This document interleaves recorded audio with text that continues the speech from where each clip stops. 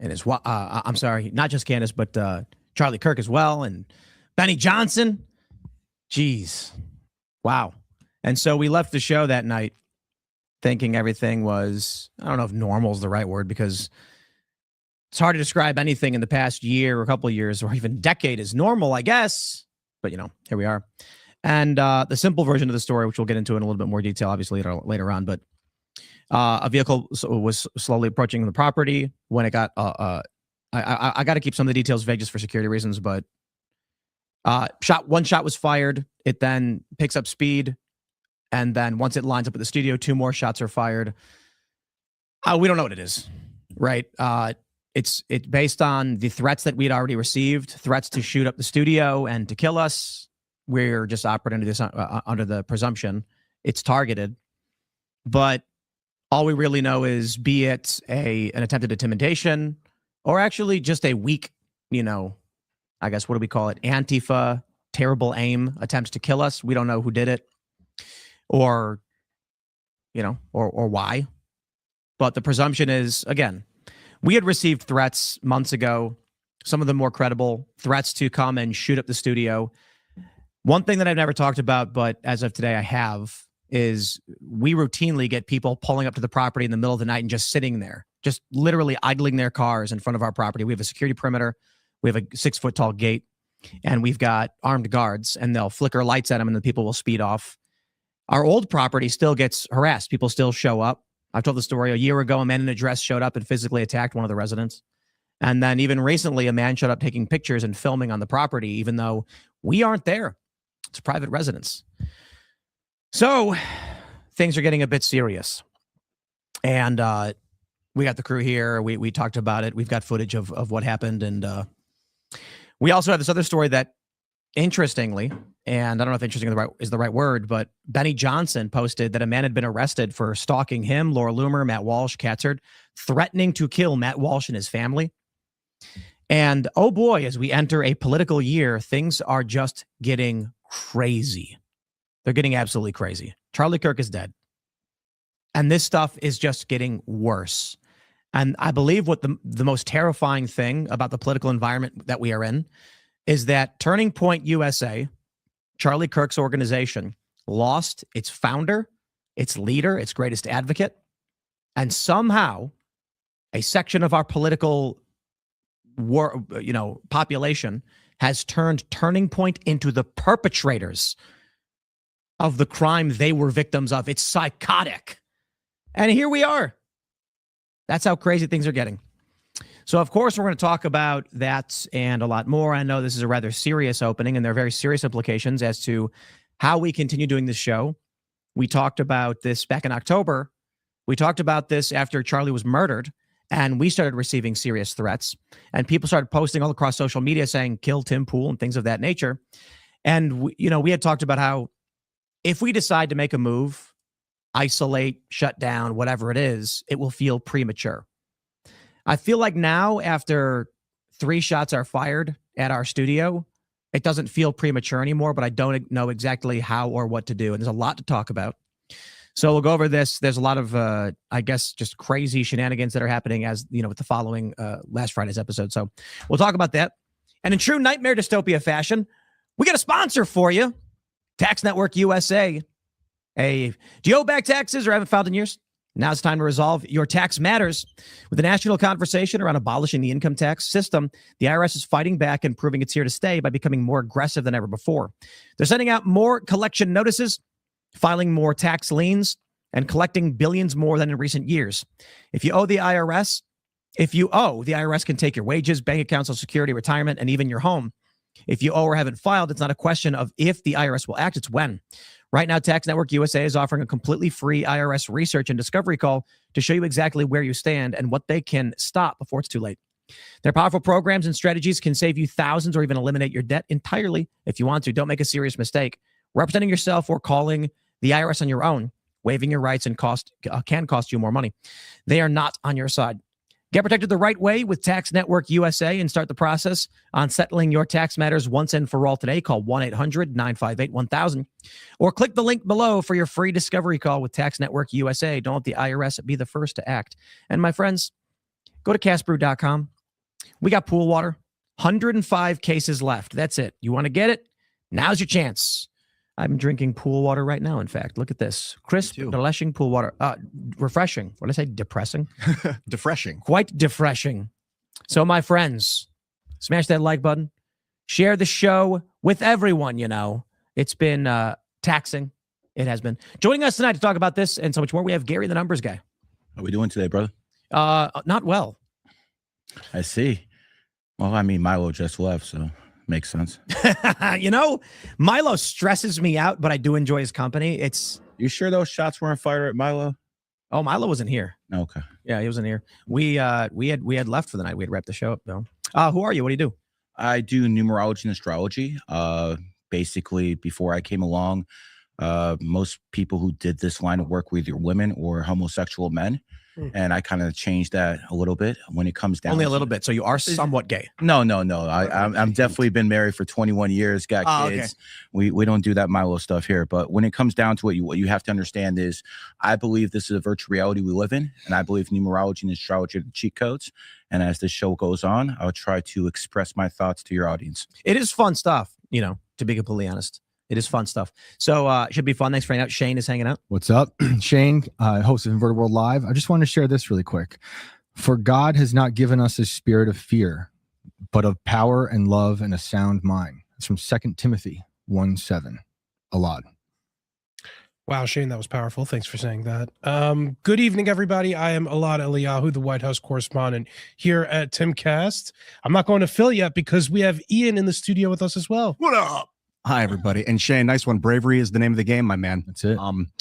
Garry, great stuff, dude. And I think you're probably right about astrology. You know, if radiation is refracting through our bodies and through planets and stuff, it could easily be imprinting on us and creating, you know, fractals of ways of behavior. That's right, Milo. I said fractals. Phil Labonte's in the house. I love you, Ian. Hello, everybody. My name is Phil Labonte. I'm the lead singer of the heavy metal band All That Remains. I'm an anti-communist and a counter-revolutionary. Let's get into it. Well, we're just going to start with the, you know, what happened over the weekend. And I talked about it a bit this morning. I'm interested to hear what the crew thinks. But, you know, back in October, I was in Phoenix. I went to Turning Point to do the show with the Turning Point crew and the Charlie Kirk Show crew. We had received a threat that I don't know if we described at the time in detail because we often refrain from exposing some of the finer details because it will make your security worse. It will increase the threat and the risk. And the threat was to come and shoot up the place. We were in contact with the FBI. Look, like Cash and Dan have been on the show. Okay, I know these guys, right? And we got in touch directly with some great people at the FBI who said that they were working on this, and they were in touch with our crew. And they believed that it was credible because it fit a pattern of other shootings based on the information that was conveyed in it. And so I believe they're currently tracking that down. I believe I don't know what the deal is going on with it, but I think it's an open case maybe. And it's not the only one we've received. We've received a lot of veiled threats and general death threats. And then Saturday between midnight and 1 a.m., a vehicle slowly approaching the property, opens fire. Then it drives past our driveway to where our studio is. 2 more shots are fired. And, you know, the first thing everybody did was just, you know, try to rationalize. So the first thing that happens, our security guards report shots fired. And, I mean, it's a crazy thing to hear. And we were out. You know, we had left the show. We were going to hang out, right? We go do our stuff. We get drinks or play poker or something like that. And so I head back and I'm like, what's going on? What happened? And then like some car was lurking around and it fired a shot or something like that. So, you know, we have increased security. We don't exactly know what's happening at this time, but we've got armed guards, right? So in the morning, we reviewed security footage and it's 3 clear gunshots. We don't know why, right? We could ignore everything and just say, hey, you know what? Sometimes out in the country, people Yosemite Sam, you know what I mean? They take their guns and they go, pow, pow, pow. But that's never happened before. And we've been here for 4 years. And considering the threats, considering the political climate we're in, we can look at it a bunch of different ways. I think it was targeted. I think based on the threats that we had received, I think, and escalated quite a bit in recent history in the past couple of weeks, that my thoughts are intimidation. It's like that old story where they said, a guy hears a gunshot in his neighborhood and he runs out in his backyard and he sees an old man firing a gun into the ground. And he's like, what are you doing? And he's like, keeping the property taxes down. So the idea is just the shot itself can disrupt an area. It can cause serious problems with, it can cause problems with our guests. So what would this be if I'm going to do the math and it's just like a random country shooting for no reason right in front of our studio makes no sense. Intimidation makes the most sense. It's not, I wouldn't call it impossible, but I'll try to be vague on security, but it's difficult to come here with weapons because we have a security perimeter. We have armed guards. So intimidation seems to make the most sense. And I think that's what the attempt was. Yeah. And so, here we are. This is the climate we are in. There's no amount of security that can protect you from drive-by shootings. There's no amount of security. So we can have people here and, they can report our bullet-ridden corpses should something truly dark happen. But it's not like they're going to stop someone from pulling off more serious attacks. So we have to have a discussion, and we've had a discussion earlier today with the company about how we move forward. And, I'd argue that it looks bleak, but I don't think it's reflective of what we do here. I think it's reflective of the greater political climate as to why it looks bleak. I'll throw it to the crew. Just curious what you guys think about everything that's going on, and based on. I'm just curious. Do any liberals have these problems? No. Any Democrats have these problems? No. Only the conservatives have problems. We've got people killed.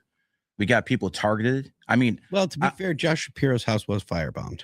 I will also say Nancy Pelosi's home was raided by a guy with a hammer. With a hammer?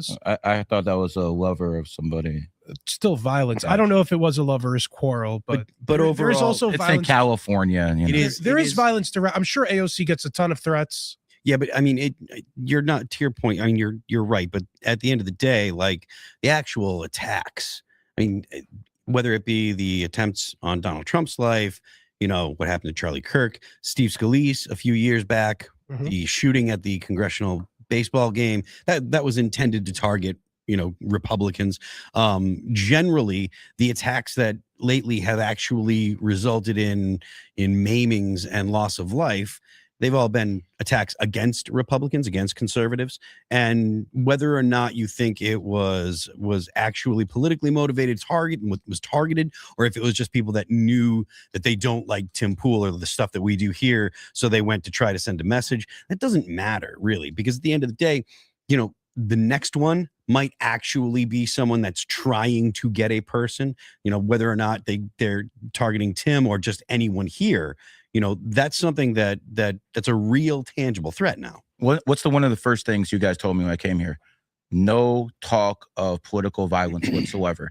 We need the leftists to start doing the same thing. Well, we said don't make threats. Yeah, don't make threats. Don't say. But don't talk about violence. Oh, obviously. But what I'm basically trying to tell you is the Democrats will never tell that to their followers. No, they'll never tell them slow down. Like when Charlie Kirk died, I was disgusted with all the people who were celebrating. They either celebrated or they said that's what Charlie gets for speaking these hateful things. Yeah, that's the price of what more could he have expected? I suppose. And it's something that even even people in Congress. I think specifically when it comes to Charlie and the assassination of Charlie Kirk, people in positions of power, they generally had the right.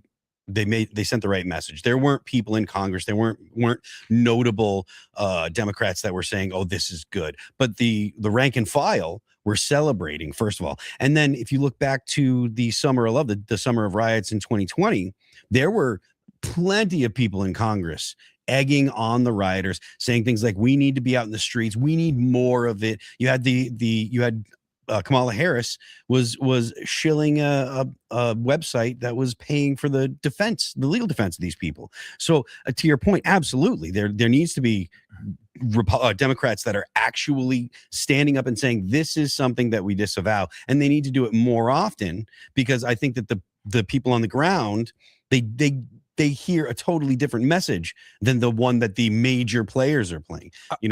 I believe this is more of a symptom of the times than anything else. We live in an era of political assassinations. People feel as though they feel emboldened to take action into their own hands, and they feel as though they're justified in taking that action. It isn't only shots on the President Trump that we saw.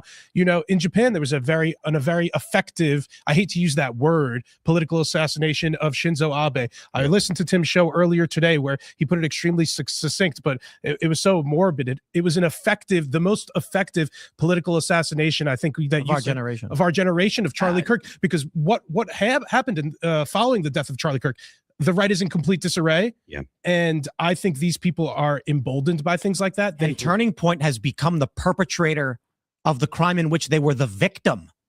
That is probably one of the most terrifying things out of all of this. Charlie Kirk built an organization that registered young people to vote, convinced young people to support a populist, a pro-American nationalist, all these, this big coalition. He is murdered. By all means, ask questions about by who, whatever you want to think. And today, a large portion of people believe Turning Point, the victim, is actually the perpetrator. That's how terrifying the political climate is. The left doesn't have this degree of self-sabotage. And so if you think about, not only did the left get everything they could have dreamed of from the murder of Charlie Kirk. And again, I don't know what Robinson's political affiliation is. He's got a transferee boyfriend. We'll see what the evidence shows. So you believe the FBI story? What does that mean? What does that mean? Oh, what the FBI says, Tara Robinson did all that. So do you believe that? I think that the evidence we have seen thus far, Occam's razor, suggests Robinson is the likely culprit. We will see what happens in the trial when evidence is presented, but there's literally no other story. Just a bunch of fucking retards on the internet saying stupid shit. And what that does is the organization that helped get Donald Trump elected, which needs to persist. You don't got to be a fan of it, but it certainly will help get individual congressional candidates elected and stop Democrats from launching new committees and putting more people in prison like Steve Bannon and Peter Navarro. Instead, it's being gutted by fucking psychopaths telling people to pull their donations. So when this organization burns to the ground or whatever the fuck happens to it, maybe they're fine. The organization that's rallying young people, causing a shift in the political leanings of a generation for the first time in history, is now in dire straits. Their leader and founder murdered, and prominent pieces of human trash are trying to destroy it. It's fucking evil. So you know what? When someone pulls in front of my property and fires on it several times, I'm sitting here looking at these vile pieces of shit and thinking to myself, for what purpose will I stick my neck out if this is what happens after Charlie Kirk is killed? Candace Owens is a fucking evil scumbag. She is a degenerate cunt. She is burning everything down, and she's gloating and smiling while she does it. And you know what you fucking told me? She has no security. She doesn't fucking deal with the shit we have to deal with. She's a piece of shit. She's making everyone else suffer. And all of these fucking conservatives out there that send me these fucking messages have no fucking balls to call her out. More and more people have started doing it. They send me these fucking messages. Good for you, Tim. Good for you, Tim.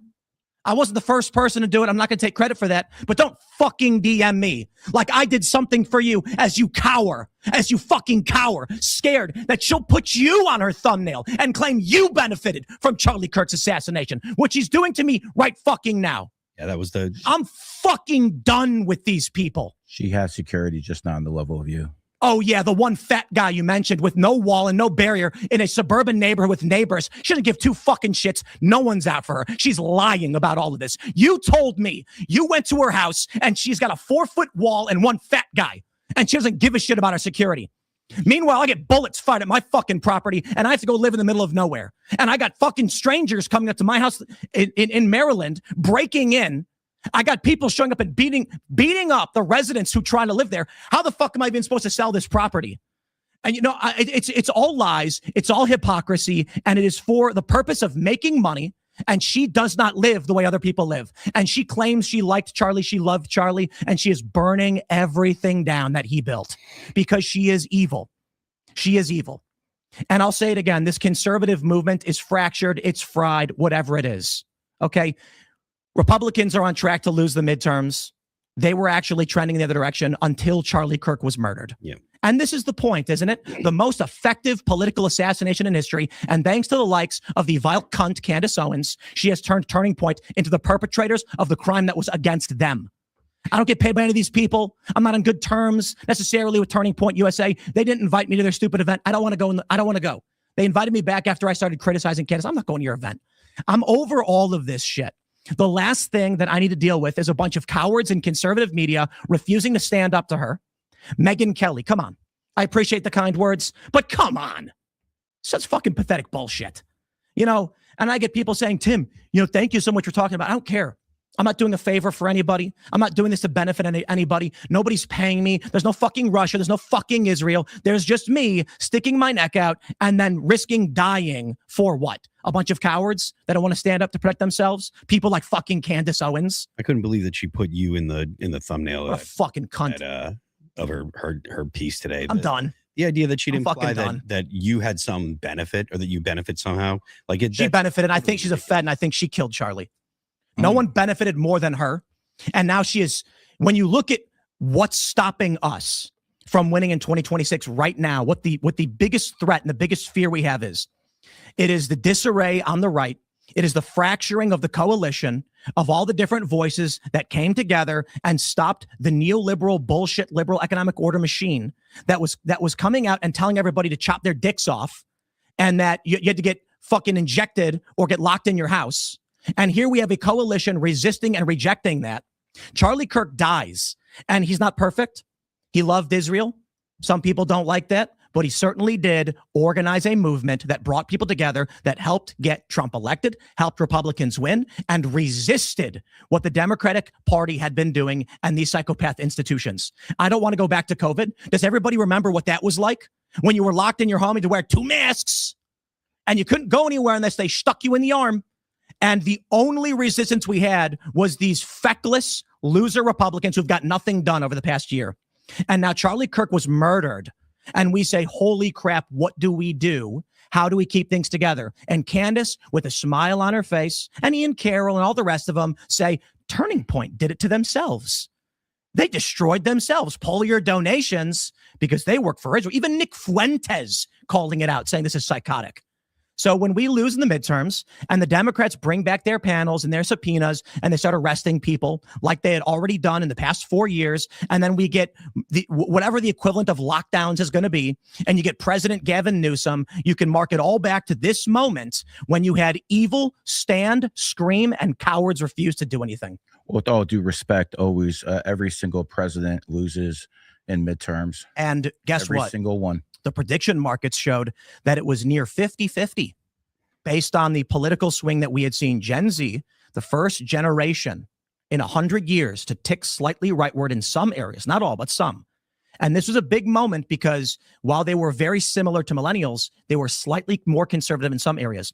And we saw that in the past couple of years, Gen Z was actually skewing away from LGBTQIA issues. How is this happening? It is not only nor solely, but largely Charlie Kirk and his work with Turning Point.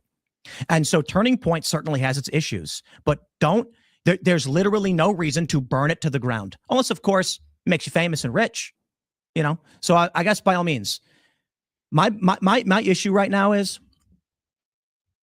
people are shooting at you. That's obviously your certainly 100%. But we lost Charlie Kirk. You're thinking about, taking off in the sunset. Who we got left? So Charlie's gone. Candace Owens. Congratulations. Okay, we got Candace Owens too. Good. So you can spin around with your dick in your hand while you sound like a retard to the average person, and then Democrats win. I mean, but you're taking off. Yeah, you know why? Because people are not. When I get private texts and messages saying like, "Oh yeah, I agree with you, but I would never dare say anything," I'm like, I'm not doing this. My whole life, I have had a disdain for those who demand others work for them. Now, I hold on for a minute. Like, I understand we all work for each other. I'm saying, I remember when I was younger, I was like, we're in Chicago, I skateboard, but there's nowhere to skate in the winter. So what do we do? well, holy crap, I figured something out. If 10 of my friends come together and put $100 down every month, we can actually rent a warehouse. And you know what they all said? You do it and then let me know and I'll think about it. Yep. And that's the world, and that's what people do. So when people message me saying I wouldn't dare speak up against Candace, I'm just like, oh, fuck off, dude. Coward. But to the people that have started speaking out, calling her out, good. But it doesn't matter. It doesn't really matter in the end. It doesn't really matter in the end. She can say whatever she wants. She can do whatever wackaloon show she wants. The fact that she put me on her thumbnail today, titled "Who Benefited from Charlie Kirk's Death," whether she's retarded, I don't think she is, or doing it intentionally, it doesn't matter. The message is clear. You speak up against her, and she will sick people on you. Is that the purpose? That was I called her out. Absolutely, that was the point. The reason she put you on the thumbnail was because you had the audacity to call her out. It was and no one else would, and people don't, and so many people don't. Like when Ben Shapiro was on with Megyn Kelly, and Megyn Kelly deferred and then said, well, I don't know, and demurred, and then later came out and said, Candace never said that. It's like, you know what, man? She can say every which way a million times, but never directly say it for plausible deniability. Yep. As if we're retarded. It's what a stupid world to live in. So listen, it's not just about her. She comes up because she, I guess there it is. She put me on her thumbnail. She's a piece of trash. And we have death threats against us consistently. For too long, we don't talk about it. Now, the problem is the one thing we talked about in October was, I think we're one of the few shows that actually invites the public to come. Not like literally anyone in the public, but we probably send out address, location 5 times a day to various people who are booking on this show. Well, for that, we are more likely to get doxxed. I don't know how we continue doing a show like this. I don't know how we do it. And that's the conversation we were having earlier. So it's possible the 19th is the last Timcast IRL. I'm not going to stop doing content, but the general thought is if I only do a solo VOD show like I used to before we did IRL, then there's no other guests. There's undisclosed location, and I can do the show from a camper in the middle of the desert with Starlink, if that's the case. Right now, the issue is people are coming to our properties, and even property that we had hidden. This is what people don't get. I'll talk to somebody, and the first thing they always say is, well, what you got to do to hide your property, stop. Do you think we've not done that? We've literally done that for all of our properties, and they still get doxxed. Maybe because it's the feds. I don't know. I don't know how they find some of these locations. We put them in trusts. We put them in LLCs. We put them in other people's names or whatever. And whatever legal means you have to obfuscate. And somehow we get swatted. Somehow people are showing up. Packages are being left on. And it's just, okay. So I don't know how we navigate this. But I will say this. The threat has never been more real. And we had to cancel Booney's skate night. There's no way we can invite 50 to 100 people to come for a big skateboarding event. We can't vet. We can't protect ourselves against targeted drive-by shootings or if this really does escalate to a more serious degree. So I don't know if there is an answer. And this is the plain reality of the country that we are living in right now. I want to go to have a meetup event. We want to say like, hey guys, come hang out with us. This is what we did on Saturday. I have to have a security guard come with me to the bathroom. And I'm not unique in that. But a lot of people live that way. More famous and wealthier people than I. What an insane way to live. But that's the profession you chose. You worked hard. You became number one. When you're number one in anything, you're going to be a target for a whole bunch of people. It is what it is. This is the society we live in. Well, you know what the issue is? Back in the day, when you were at this level of political influence, you could afford security. But the issue now is, I would argue that maybe, I don't know what number I gave earlier today, but I was like, maybe 80% of the content we produce is not seen on our platforms with our advertisers and our members. It's clipped and redistributed through massive networks, which all make money off the content we produce, and we can't get that money. So we have the influence that reaches 50 million people, and half of them want to murder me, but we don't have the 10 million viewers per night that would afford us the ability to have a secure facility. And you look at Fox News, and they have a big skyscraper in New York. They've got security guards. You can't even get in that building. You can't get anywhere near those studios, and the glass is probably bulletproof. That's Fox News with carriage fees and big cable networks and I guess, long-standing position in the market with billions of dollars and probably an endowment that generates money. We don't have that. Well, listen, just my advice. I'm from Miami, Florida, and I got doxxed. And after I got doxxed and I got swatted, I did two things. Number one, I moved into a high rise with security. Number two, I got to be good friends with the mayor to make sure something like that didn't happen again.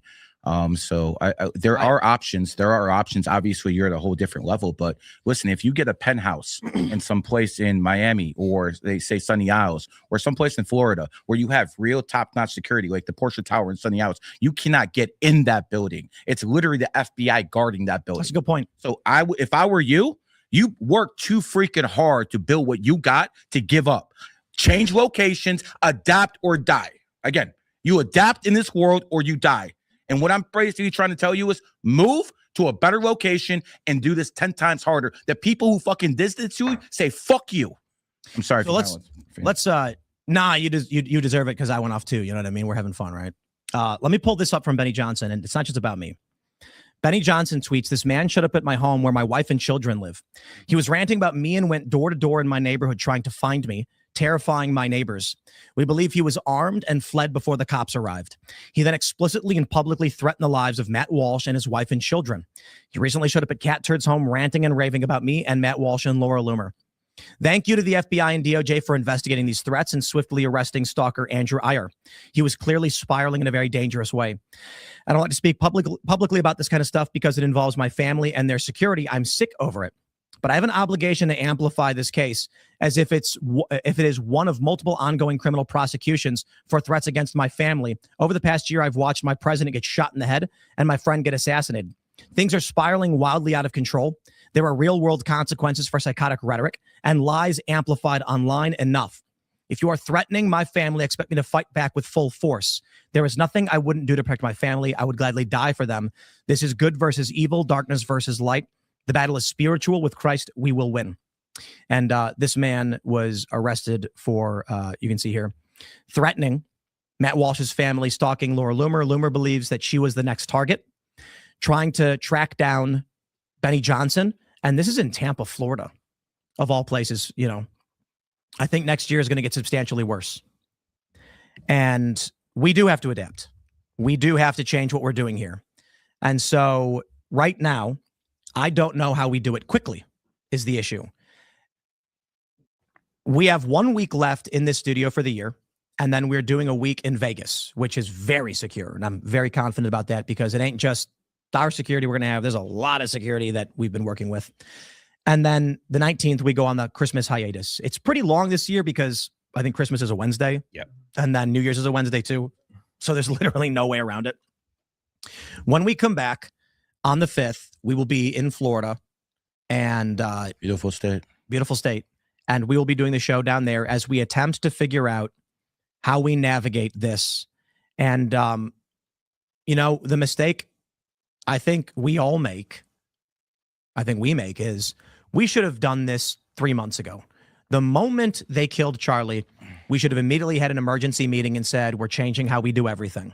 It should not have come down to a shooting to make us start freaking out and being like, okay, now we're on, you know, highest alert. So it's not just here. This Benny Johnson posted this the same day we posted about the shooting. And I do believe the arrest was actually made. I believe it was mid-November. So they were sitting on this probably. They didn't want to say anything for security reasons. The more we talk about it, the more we potentially put at risk our current situation. So, you know, with one week left here, we just ramped up security to a greater degree. And then we're like, we're going to Vegas. We're on hiatus. We're not coming back. I don't know how we do it. You make a great point. Penthouse, it's a really good idea. If you want, I'll introduce you to the mayor of Sunny Isles. That's probably the most prestigious city in Miami. That's where I live, a suburb. I can get you to the people in the Porsche Tower. Billionaires live there.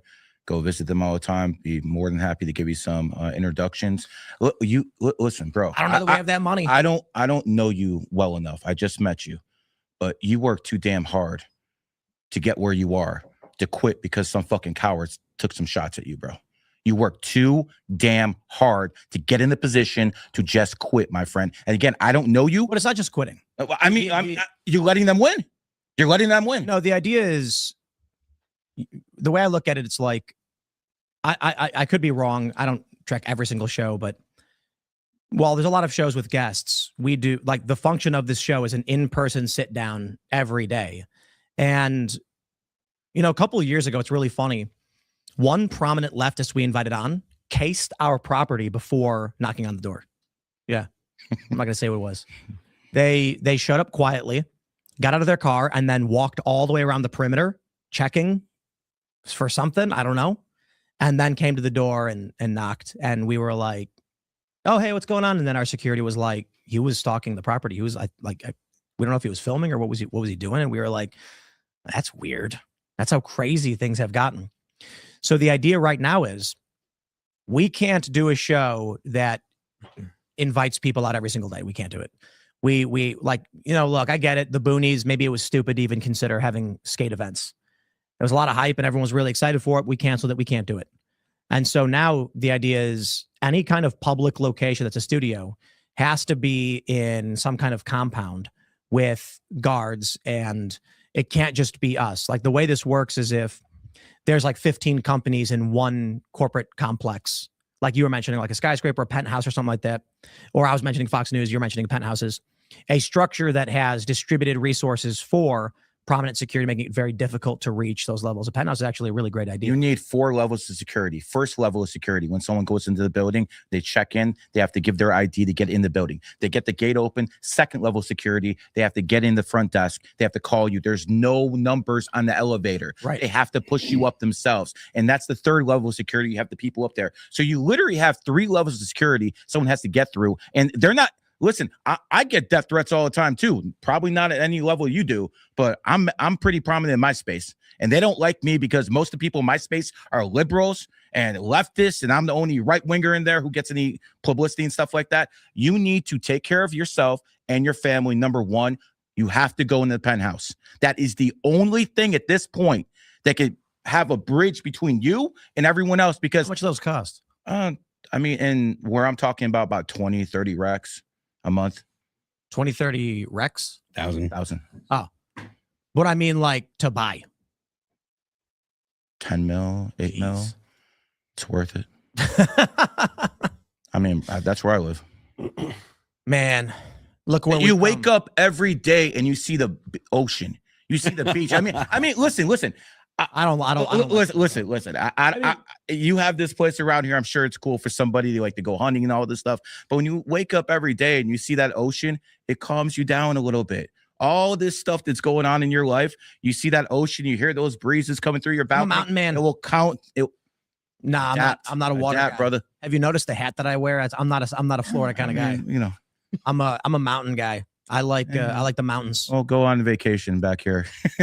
But this is but you make a good point. This is true. There's no other place you can have penthouses with that level of security unless you're in Miami, or you don't want to go to homosexual LA and stuff like that. So that's all you have is LA. Don't want to go to You need LA. an office in Fox News's building in Manhattan. Elad was like, "Have you considered selling to Fox News?" Like, Stop! You had to make that public. It just made the price go up. No, I mean, I know they have very secure facilities in Washington, D.C. and in New York City. We're a small company here. The security costs are, there's a huge barrier to entry. But like, again, we're in this political climate of danger. People are threatening one another. Also, one of the reasons Marjorie Taylor Greene allegedly resigned was because of the death threats of violence against her. There was that dude in Maine who resigned. Yeah, the Democrat guy. I'm sorry, he's announced his retirement. I don't know if he's actually resigned just yet, but yeah, Marjorie Taylor Greene saying it's getting crazy. Behind the scenes, it's not my place to speak for anybody. There were a lot of people in independent media, right-leaning media, that are talking about quitting or going into hiding. I think this is publicly known. Like, Tucker moved to the middle of nowhere. Yeah, everybody knew that a long time because he lived in. He's buying a house in Qatar, or he's going. Did he really? Yeah, yesterday I think he's leaving the country. He didn't say he was leaving, but he said he was going to purchase property in Qatar. I've been looking at El Salvador. I hear it's great. Yeah, I think Coin Beach, baby. No, I'm not. I think they'd like to have you in Israel. You can get a lot of security there for cheap. I hear Elad can sponsor you. I think we could get you a visa. Yeah. Yeah. Look, I mean, whatever steps that you need to take to guarantee security, obviously that's, primary. You got wife and kid, and Let me. I'm sorry. Just finish. I was going to say something. well, just this kind of, you can't live under this kind of threat all the time. And again, the point was to scare you, obviously, because, I mean, thankfully that's all that it was. The person that carried this out, they didn't have the intent of actually hitting someone. If they did, they would have gone about it totally different. But this was in order to scare you. This was to do exactly what's going on, to have a bunch of chaos at the studio, have a bunch of chaos on the show. And what's next? Exactly. I mean, what's next is the actual shooting. Yeah. So it doesn't matter if they're like, I hope this scares Tim. It's like, yes, because we know no matter what happens, the next thing is the actual shot. Yeah, because someone else will be like, oh, I can do it better. They'll try and one up and stuff. I want to address the retards.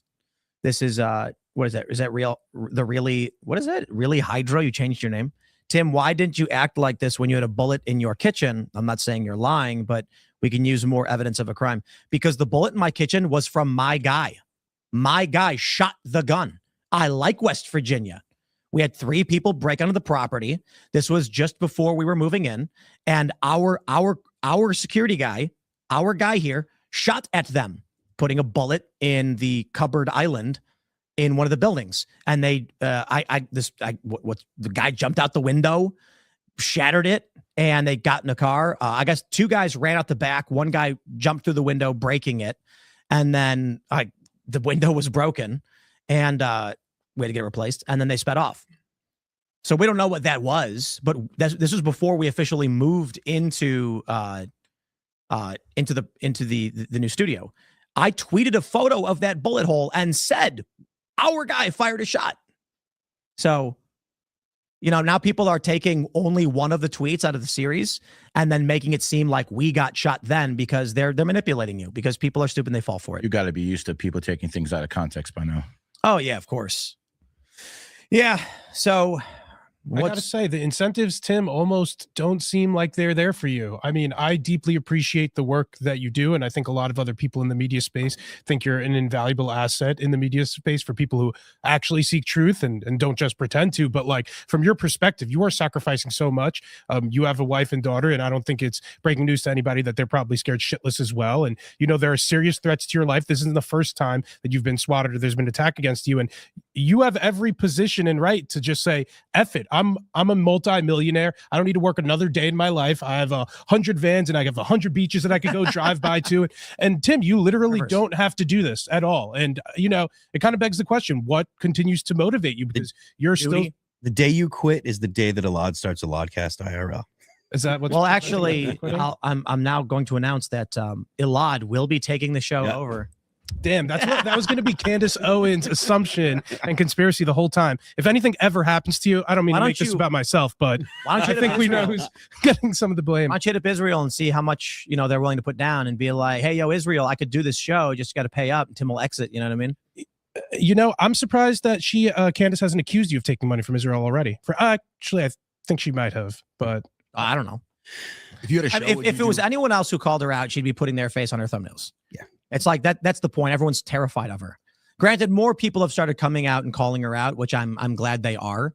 But I think people understand that is actually, Tim, the future of the Republican Party. People like Candace Owens, people like Tucker Carlson, who again make excuses for people like Candace Owens. And then I think people like Megyn Kelly too, who probably know better, but are going to shut their mouth because they're scared of getting the wrath of Candace Owens put on them. They're cowards. People like Megyn Kelly, I've watched do literal news, legitimate news for a long time. She should know better. She's more concerned about audience capture. She's more worried about people watching her show and not getting on the bad side of Candace Owens. And it's pathetic, frankly. And there's a lot of people like that in the media space who do know better, but are just scared. There are scary people out there.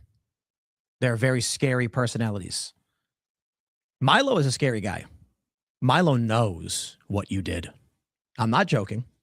There are a lot of people out there, and I'm actually surprised. And I've talked about this. I think Milo literally talked about this. A lot of people canceled him and you know, I think he was talking about this. I think he talked about it on the show when he was working with EA. He was like, there's a lot of people that destroyed his career, and he, behind the scenes with nothing else to do, dug up dirt on everybody. And there are scary people. He's like Rorschach. So, I think he's fucking disgusting. He's not driven by truth. He's driven by personal vendettas. And he's like, frankly, he's no asset to the right-wing movement. He's all about just himself. His values are disgusting. He's a disgusting person. He has no issue to lie, steal, and cheat to help himself. If we're dealing with people like that solely in the movement, I think we deserve to lose. I consider Milo the Roger Stone of the influencer world. What does that mean? He's a fixer. Elaborate. If people need to find stuff out or dig up information, that's what he does. Dude. And let me tell you something. And it won't matter if it's true. Milo will just make shit up about you. Listen. I don't know. I'm not talking about what he makes up, what he doesn't. I will tell you this. Milo has a network. I don't want to go too much into it, but a lot of people are scared of him. I'll just say that. Yeah, because he's a charlatan. There are many charlatans on the right. There's a handful. No. There's Ian Carroll. There's Milo Yiannopoulos. There's Candace Owens. All of these are charlatans who are willing and happy to lie to you to advance whatever cause they think they're advancing. Whatever they think is right. I wouldn't describe Milo that way. I think he's very Machiavellian. He's willing to lie, cheat. Charlatan's a different word. Yeah. So if you want to say that, you know, Milo is cunning and subversive and Machiavellian and untrustworthy.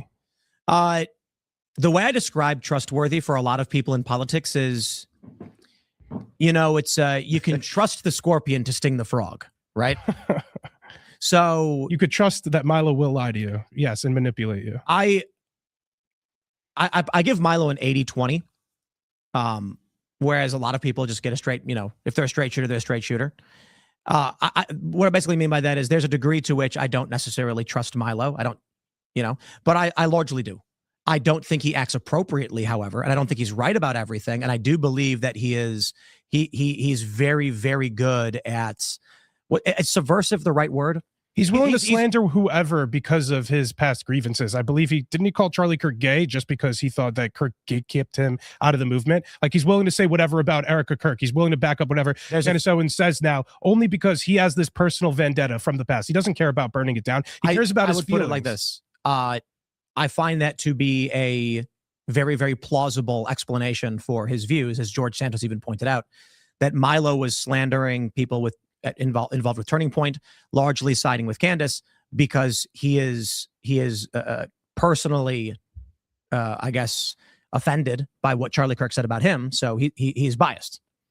So yeah, some of the stuff he said here on Friday was true. I'm not going to elaborate what, but some of it does it matter if I don't want to elaborate. Does it matter if the other half of what he said isn't true though? I mean, listen, it's just like the government. You got to read between the lines. They ain't going to tell you the truth. Got to read between the lines. You know what? I think that's some bullshit though, because I don't try to deceive people. Like I may have politics that I believe in, but I'm not willing to lie, cheat, steal, and manipulate to try to advance those causes. Maybe I'm not Machiavellian enough. Maybe that's why I don't have 150,000 live viewers like Candace Owens does. Maybe that's what you need to do in the space. Maybe politics is just as dirty as everybody makes it out to be. So maybe you need to imply that people are involved in things that they aren't involved in to gain a following. Maybe it's okay to, you know, risk putting other people at violence's risk to, you know, advance your narrative. It's crazy. Who stands to gain from Charlie Kirk being killed? Well, it seems as though Candace Owens has benefited the most off of Charlie Kirk's death. Well, not Tim Pool, not Andrew Colvett, not Erica Kirk, not J.D. Vance. It seems Candace Owens really benefited the most out of this. But just because... And it seems fascinating, you know, that we're not really looking into this, right? Because, you know, just from presumptive reasoning, she stood to gain, right? Look at all this circumstantial evidence, man. She's benefiting so much off this. She had to be involved. Lawyers that work in a federal building. She gets ousted from Turning Point. She immediately seeks to burn Turning Point down. I would argue that I don't play the games that she does, but following the assassination of Charlie Kirk, she had every reason to destroy Turning Point USA. And I don't think she's actually trying to investigate Charlie's death. I think she's saying, now's my opportunity that Charlie's gone to burn down TP USA. Maybe so. But listen, when Charlie died, and again, that was a tragic event. I think they took out what is possibly a future American president. Yeah. And I think he would have been a future American president in the future. So they took a future American president from us. But when he died, you had two people going after his audience, Candace Owens and Nick Fuentes. Nick even moved a little bit more to started becoming a little bit more moderate to get that audience. So just because Candace won that battle and took more of Charlie Kirk's audience than Nick Fuentes did, doesn't necessarily mean that. Dude, I agree. I'm being facetious when I make that argument. No, I agree with you wholeheartedly. I'm making that argument because I'm mocking Candace Owens, because that's how she makes her arguments, only based off circumstantial evidence. So I agree with you. I'm mocking her. I got you. Tim, I did want to ask though. Candace Owens did put a thumbnail up. It says the $1 billion question on it, and it says who stood to benefit from Charlie Kirk's assassination. It's you're put on there, and then FBI and Cash Patel. What do you think she's trying to achieve by having you on her thumbnail with the quote, who stood to benefit? Doesn't matter what I think she wants to achieve. What will the outcome be? What do you think? I think that Candace Owens is born in 1989, the year of the snake, and 2025 is the year of the snake, and I think that's why she's number one right now. Because she's a snake. So anyway, not a hold on. numerologist. The question I asked was, he said, why do I think that she put me on her thumbnail today with a title of the $1 billion question, who stands to gain? It's Cash Patel, and it's me. I said, her intention doesn't matter. The outcome of the action does. And what do you think the outcome will be of her putting me and Cash on this thumbnail? To get a response out of you. Just that's it. I mean, listen, you're a titan. You're a titan in this industry, and she's getting there too. So you guys talking about each other is going to get. She's always been bigger than me, dude. I don't. Dude, she's Her implying that 6 Tim million Pool had something to do with 2.5. this. Yeah. That's Her what she's channel's more implying. than double mine. I mean, if you count out all your channels together, it's a little different. Oh yeah, but come on, those are overlapping subscribers. She's what it always had a bigger show. She's always gotten. She had 150,000 live viewers today. Popular. I think it's very clear what she was trying to do here. She was trying to imply that Tim had something to do with this because circumstantially. But hold on. Okay, But this doesn't matter. The question is, what will the outcome of that be? She's trying to rile up her audience. People will be mad at you. They'll be pointing the finger and saying Candace thinks that it was Tim, and so we should hate Tim Pool. And then what does that result in? Violence towards Tim Pool. That is her goal. That's what I believe her goal here is with this thumbnail. Yes. Wholeheartedly. Will the outcome of her making that be the case? I think she has a large audience of complete fucking retards. So of hundreds of thousands of complete fucking retards. Millions of retards. Well, that's democracy, baby. I don't know. It's a scary thought. Yeah. And I don't think that she is the future of the Republican Party. It is interesting. Is it true that Tucker's buying a house in Doha? Yeah, I don't only think this is a message to you, Tim. I think this is a message to everybody else in the movement. Don't step out of fucking line. You challenge me. I'll take on Tim Pool. I'll take on any of you guys. If you're willing to call me out on what you think is bullshit, I don't give a shit, is what I think her message is. These people, they have tried to control me for so long, and they just have never been able to do it. When we had Milo on Friday, it was funny because I pointed like there are a lot of people that have come to me and said, Tim, we will make you very rich. We just need guardrails. They don't say it like that. They're like, let us handle all the posting scheduling for you, and we'll give you your stories. It'll be really easy. You don't got to worry about it. You'll end up making way more money. We can get you subject matter that will hit better and trend tracking. And then I said, I have this really funny story where I said, what if I want to do I don't want to conflate these stories and imply one person said something when they didn't say something. So I'll clarify. There's been a general conversation around this from various podcast networks and big companies. And when I say something like, yes, but I just called Candace Owens a cunt, and they'd be like, well, you can't do that. You can't say that. That's a bridge too far. You're gonna lose sponsors, lose advertisers. And I was like, oh, I don't want to do it then. Like maybe sometimes I just feel like saying it. I don't got a script, and then I slam the table. I think your audience get a little out of hand, I guess. That you don't compromise your authenticity. Once you get a couple M's, you start, M's doing millions. Bills. Once you get a couple million, about 8 figures, 9 figures, you start getting a little bit more. No one's going to tell me what the fuck to say. But that's the story of my life. I mean, that's how I'm here. Otherwise, I'd just be working for ABC News. I worked at ABC News. I left. They were like, hey, Tim, here's the message. I was like, nah. I sat down with the president of Fusion, and he said, it's been, I've told this story a million times, but it's like, it was something to the effect of, I said something like, if there is a story that would offend our audience, are you saying we will not cover it? And he says, yeah, I think that's fair. Yeah. Oh, that's garbage. That was the ABC News Univision joint venture. And then I was like, nah. And then they said, okay, contract is up. And they were like, thank you and have a nice day. They actually sent me 40 grand. I love this story. So I was beefing with them. And it wasn't like that I was screaming in their faces or anything like that. I was saying like, hey guys, do you see how you made this like trans kids thing? One of the first videos they did. It got a bunch of views. And I was like, that's kind of weird. You want to know what gets tons of views? This other thing. And then we did this campaign for them where we took an existing piece of content they already had. It was called Open Mic Massacre, where it mocked political correctness. And I said, we're going to boost this on social media. We're going to share it. That's literally all we're going to do. We're going to share it on social media. We're going to post it in forums. And we're going to be like, guys, check this out. It's really great. And we did. And it got 500,000 views and they gained 2,000 subs overnight. And then the political ideologues got really mad. And they were like, Tim Pool's a white supremacist or something like that. And then I was like, because I took content you made and promoted, well, you know, it opposed political correctness. And then they regretted doing it. It was really funny. And so I'm not playing ball.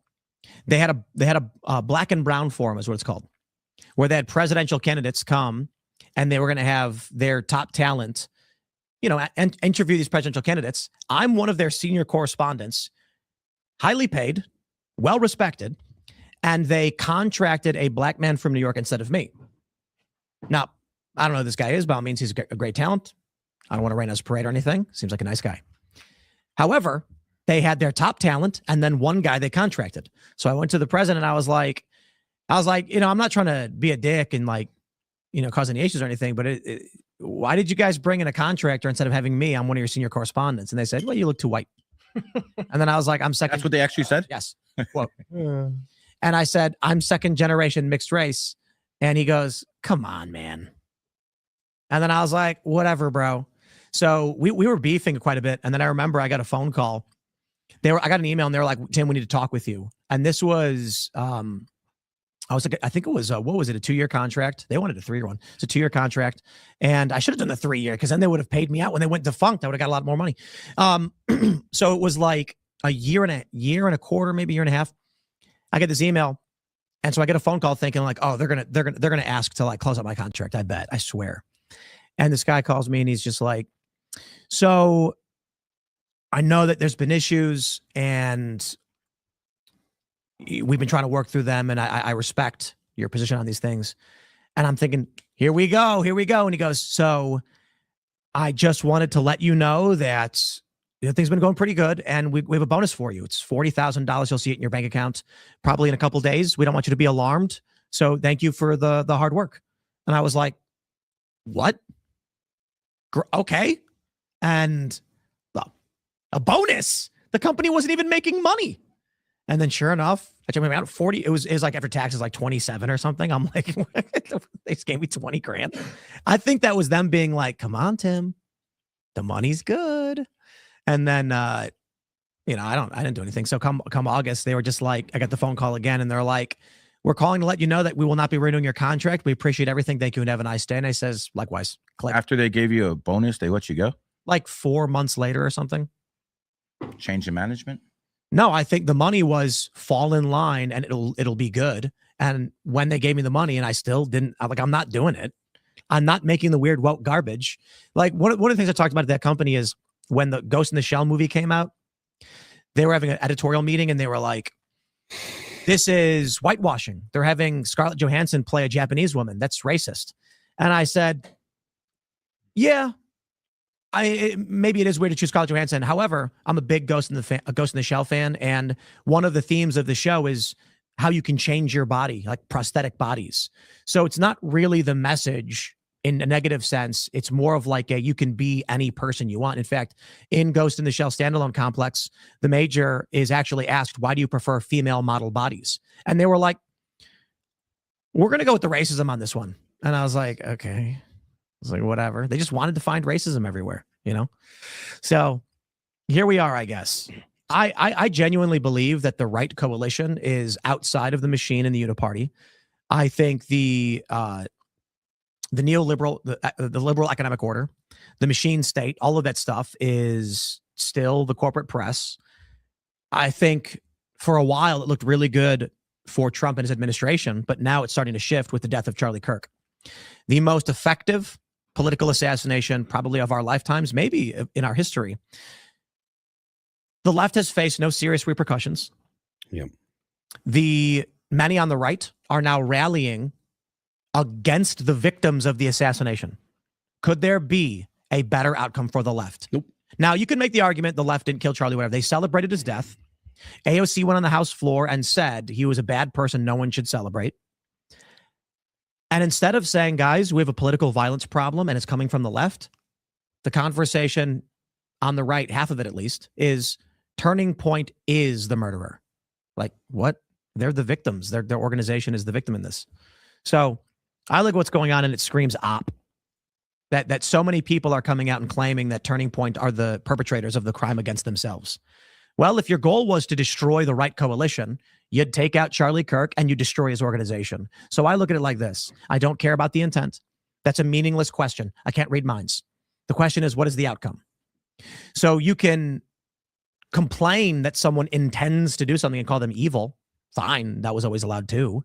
But if we're talking about building a future and winning midterm elections and winning presidential elections and making this country better and securing our border and fixing our grocery price problem, which Trump has not been good on. If we're going to do all of that, we need to have we need to discuss what will the outcome be if this action is taken. And the assassination of Charlie Kirk has destroyed the right coalition. And the actions of Candace Owens, Ian Carroll, and others is now destroying what's left of what Charlie built. They're erasing what Charlie built that helped win Donald Trump elections. Really. I don't care about what they claim. I don't care about what Candace says her motivation is. I can't read minds. I can only look at the work people like Ian Carroll, these other smaller podcasters do, and say the only outcome of their action will be to destroy Turning Point, which helps Donald Trump and the Republicans win. The outcome will then be Democrats winning the midterms. And what did Candace say? Do you remember what she said about this? Quote, "We don't care about your midterms." Agreed. So when the Democrats win and they start locking up more lawyers and media personalities, and like Steve Bannon said, he'll be going to prison, then we can say, thank you, Candace Owens, for helping the Democrats win. And if you're a Democrat, you'll say yes. I mean, look at I recommend you guys go to the comment section of the Young Turks. The audience is indistinguishable. Yeah, they're all big Candace fans. Yeah. And Marjorie Taylor Greene fans now. Yep. I mean, we live in the era where the far left and the far right agree on one thing: their hate for Israel. I mean, that's the era we live in right now. Yeah. I don't want to make this. I'm just telling you what it is. But many times, a lot of Candace's beef seems like a proxy for Israel, and I can't help but feel like her and Ben Shapiro had a falling out, and politics is deeply, deeply personal for 90% of the people involved, and she's just going scorched earth as a result of that, as a result of the deal that fell through between them. There is that phenomena where you want to help someone, but they don't want your help, but you try and give it to them anyway, and it ends up hurting them. And I think that's what Candace is doing to Turning Point. I don't think it's impossible to say what's in her head, but it doesn't seem, her actions don't seem to show. Why don't you expand on how would you figure this could be helping, or how would you think that this is helping Turning Point? She thinks that there was more to the assassination, and that because Turning Point can't do it, they can't say anything about it because they're kind of in it. Is that why she said people should pull their donations from Turning Point? No. Will that help them?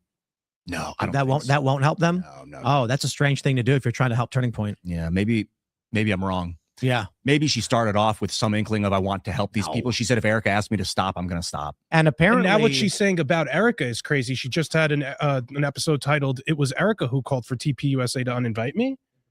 So if Erica asks her to stop, Erica's going to look like she's trying to cover something up. If Erica asks her to stop, she'll just blame that. She'll say someone's controlling Erica. That's what I said. Yeah, it'll look like Erica's trying to cover it up if she asks Candace to stop. So she can't tell her to stop. So she's stuck.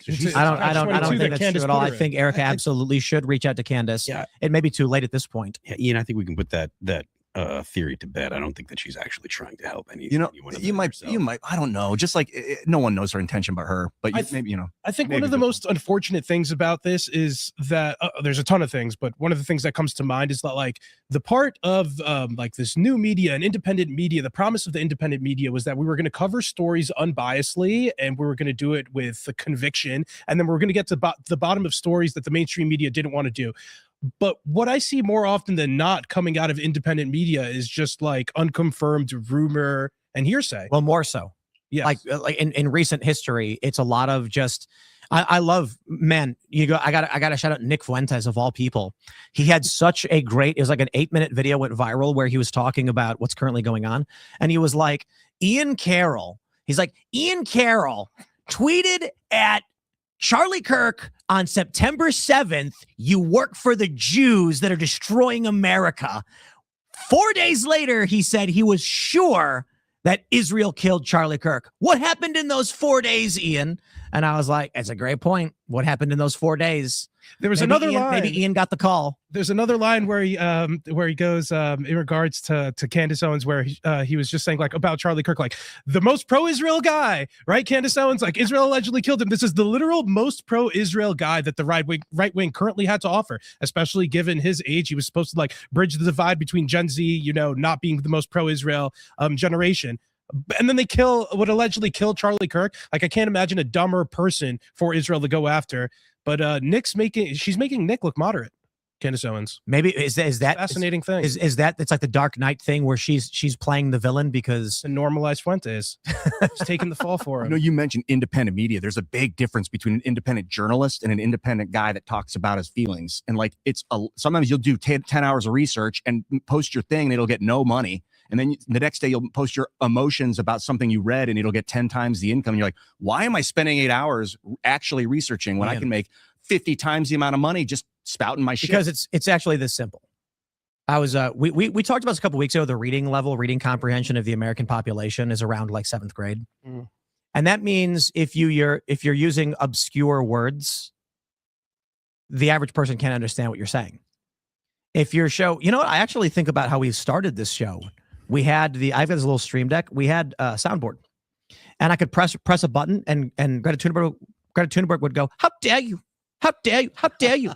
And then I had Eric Swalwell go, "Cheat an election, cheat an election," and Adam wore Hulk hands, and it was very much like it was news, but it was goofy. Yeah, because we were originally intending the show to be a goof off session. Like the first few episodes were about like Skinwalker Ranch, UFOs, and just whatever.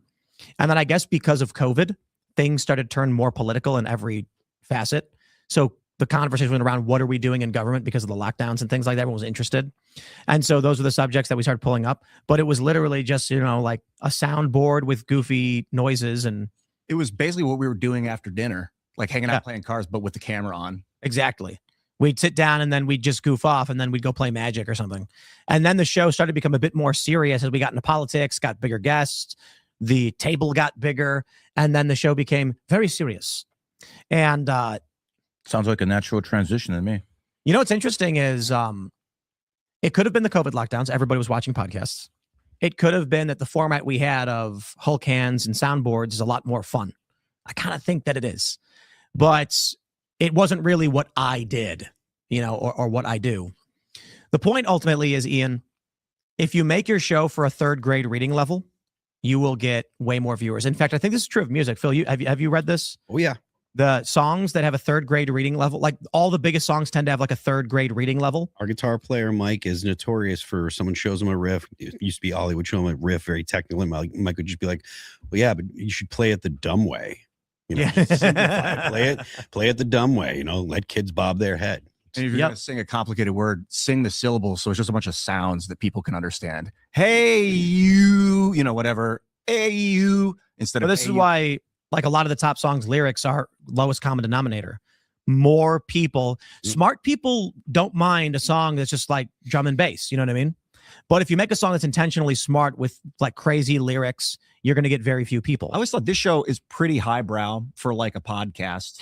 Like, except when I crash out and start screaming and slamming on the table. Perhaps. Exactly. Yeah. I thought you just quit. Those are my favorite episodes. But we'll pull up like the darkest liberal economic order, BRICS alliance, geopolitical nightmare scenarios, and have pretty intelligent conversations about it generally. And it does bring people up, but it doesn't discount what you're saying about least common denominator slop. So this is where we announced that going forward after this year, we're bringing the soundboard back. We're going to play more clips of Eric Swalwell farting and the how dare you, because even though it's like 10 years old at this point, it's still funny.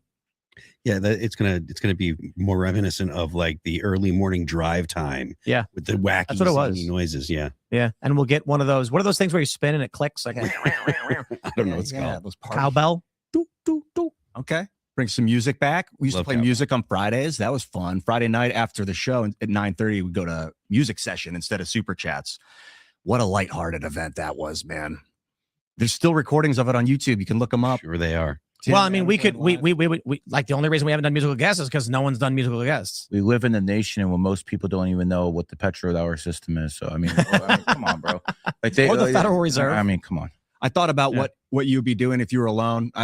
Last few days I've been like, and how I guess, Make a Magic the Gathering channel where I open booster packs. but like it's fun to me. that what it would feel be? like this to talk And he about. wants to start a channel. I don't want to give away the name because he likes the name so much. I don't want to say it. Someone will steal it. Very good. But like it's kind of fun to know what's going on in the world.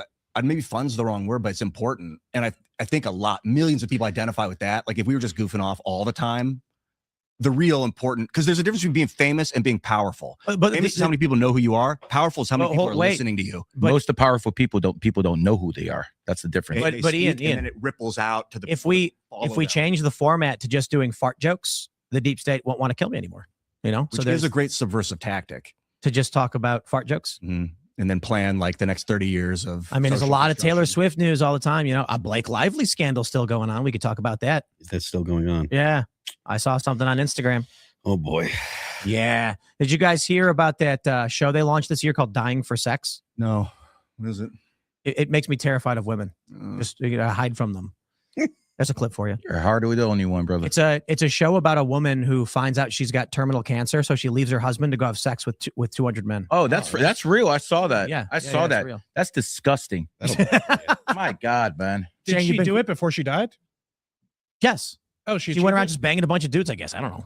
And I'm just like, man, that poor I- guy. Could you imagine like your wife is like, I'm gonna die, so I'm gonna leave you to go bang a bunch of dudes and be like, that's the worst thing I've ever heard. That's, And by the way, you The- did her it. dying wish to get fucked by The 200 state of dudes, society right now, where a woman who has a few months left to live doesn't want to spend it with her husband, doesn't want to spend it with her family. She just wants to whore around. It's disgusting. Feminism is cancer. Problem with Spoke that, to what though, you always wanted to do. like drama crap is another poison pill. Like talking about what they're talking about is like, God, can't we just make something new that other people start talking Wait, about? to be fair, I don't think that most women would be interested in something like that.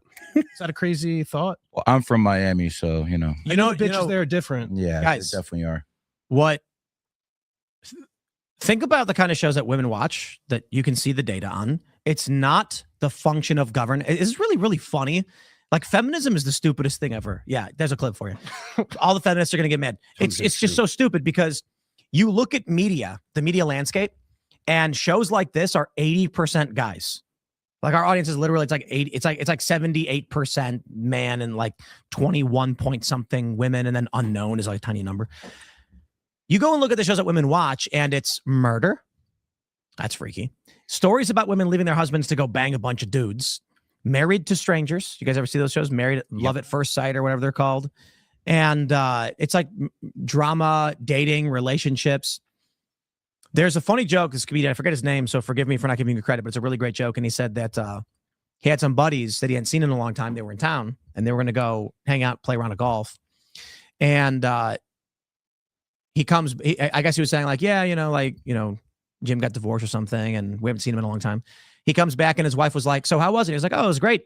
She's like, well, how's Jim doing? And he's like, okay, I guess. And then she's like, okay, but like, what about his divorce? And he's like, I don't know. And she's like, you guys didn't talk about it? And he goes, didn't come up. She's like, what are you doing? How are you? So to women, it's like the guys go and hang out and literally don't talk about relationships. Dude, I went to hang out with my buddy, Bryce, shout out. And then we were supposed to play Fallout for like 2 days straight. And then I went home and my mom was like, so where's he working nowadays? I'm like, I have no idea. I don't know. Is he in a relationship? I don't think so. He didn't, I doubt it. The I don't know. ask him. The interesting thing is, like when I was growing up, there was pretty much no real big female voices because there was no internet back then. At least at this point, there was only radio. And the reason women are so big now and they weren't on the radio is because they're using their looks. When it came to radio, they couldn't use their looks to exploit anything. So if you want to eliminate women off the internet when it comes to their influence, All you got to do is eliminate filters. But that doesn't You get rid of filters. explain Oprah Winfrey, and she was like the first real gigantic name amongst women. Yeah, they wanted to make a black woman famous back then. We're relaunching the show, and we're going to talk about just relationships. And so we'll just spend every day talking about Ian's adventures and dating. Yeah, I'm the single guy, needs to find a wife. Everybody helps me. And then Thank you, what'll friends. happen is we might lose our male audience, but we'll get a massive female audience. If you want to meet women, They you gotta don't spend it- they more don't spend time money. outside. Of So it doesn't matter. It's like irrelevant. Again. Yeah, go to public places, meet people, talk to people. You have to do that kind of Yeah. stuff. Staying at home doesn't help. I feel like Shane has been quiet, and I'm curious your thoughts on I just not just to say like, hey, everything that's going on we're talking about, but just like where we're going. I just feel compelled to say, rejoice in the Lord always. Again, I will say, rejoice. Let your gentleness be known to all men. The Lord is at hand. Be anxious for nothing, but in everything by prayer and supplication with thanksgiving. Let your requests be made known to God, and the peace of God, which surpasses all understanding, will guard your hearts and minds through Christ Jesus. I asked Raymond G. Stanley last night, what's the best future? And he said, Christ. pray. That was his response. Is the Christ one that is we the only pray. future. You pray. It's like you pray and then you meditate, and that stillness allows God to rebalance to form with your prayer. You need to pray every day, all day, every day. I think personally, and again, I'm not trying to offend anyone, but I think anyone who thinks they have a relationship with God has an extremely huge ego. I think we're all specks of sand of the real prime creator. And the only time he's going to deal with us is when we pass on to the next lifetime, then he judges us. We all will be judged. I don't see any point of the worship or any of this other I will stuff. say then, submit yourselves therefore to God, resist the devil, and he will flee from you. James 4:7. Well, I mean, listen, I'm not. I will say then, and give no opportunity to the devil. Ephesians 4:27. Oh, I mean, listen, you can read a book that's 2,000. I will years say, old, whoever that's fine. makes a practice of sinning is of the devil, and for the devil has been sinning from the beginning. The reason the Son of God appeared was to destroy the works of the devil. 1 John 3:8. Brother, for 2,000 years, people thought Jesus was coming back, and he still isn't there. So what does that make all those people who died waiting for him? I will say, behold, I have given you authority to tread on serpents and scorpions and over all the power of the enemy, and nothing shall hurt you. Behold, a Luke pale 10:19. horse. Was there a date given for when that was going to happen? I No. mean, they keep saying he's coming back. So, I mean, like, we've had billions. I of thought that people wasn't alive. until like the red heifer thing happened. I think it's the internet that's going to make it happen. And it's going to be the Christ likeness is what Jesus is, the people embodying Christ. I think it's gonna be Project Bluebeam. That's what I think. There's going to be a critical mass of people that embody Christ-like behavior, and then it's going to pulse out, and all these people are going to start acting like it. I thought that there were only a few people or a small group of people that were going to be chosen and saved. I think the story says there's one guy is going to appear, but I think it's when there's a critical mass of humans, that's when you really see a change, because that- one guy can come and go. Did you read that in the Bible? No, man, I just feel like it. Yeah. You know? I just feel it, baby. No, it's actually logical. It would be impossible for a flash in the pan. A guy comes, he gets super famous, and then he dies. He'll be made a martyr. They'll use him to sell products. Who's the Antichrist? Anyone can become that. Anyone Anyone. that acts sinful, that No, is no, anti no. This is Christ. not No. biblical, Ian. But I mean, The anybody with a lot of Antichrist- wealth that's super famous and loved that decides to become sinful, then becomes the Do Antichrist. Jews have an Antichrist, Elad? I don't think so. No. Not that When's the Messiah coming for you guys? we want Mashiach now, is what Jews say. Our Messiah didn't come back yet. So like, what's supposed to happen? It's like the red heifer, right? I'd need to look into it. Oh, you don't even know. You don't know. He's only Jewish. Look, he's born in, blood out. The Antichrist is human behavior right now in 2025, where instead of moms and dads, you have baby mamas.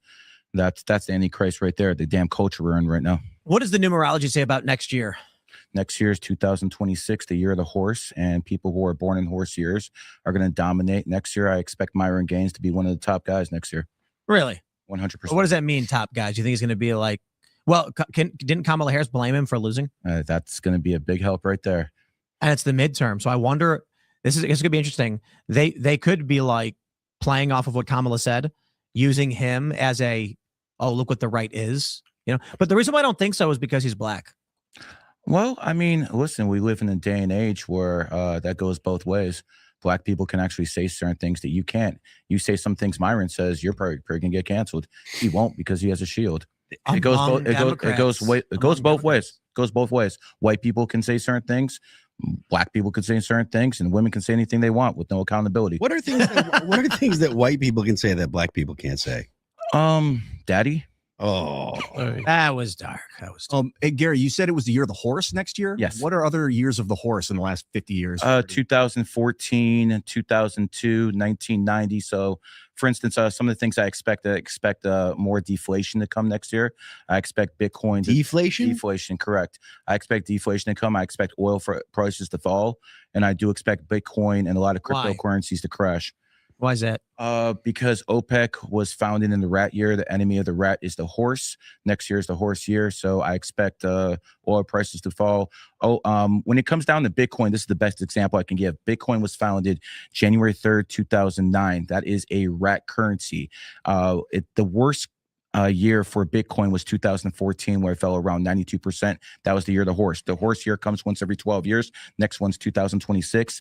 Bye-bye crypto. when you say deflation, you're talking about deflation in the value of the dollar? Deflation in everything except food Is it prices. 2014?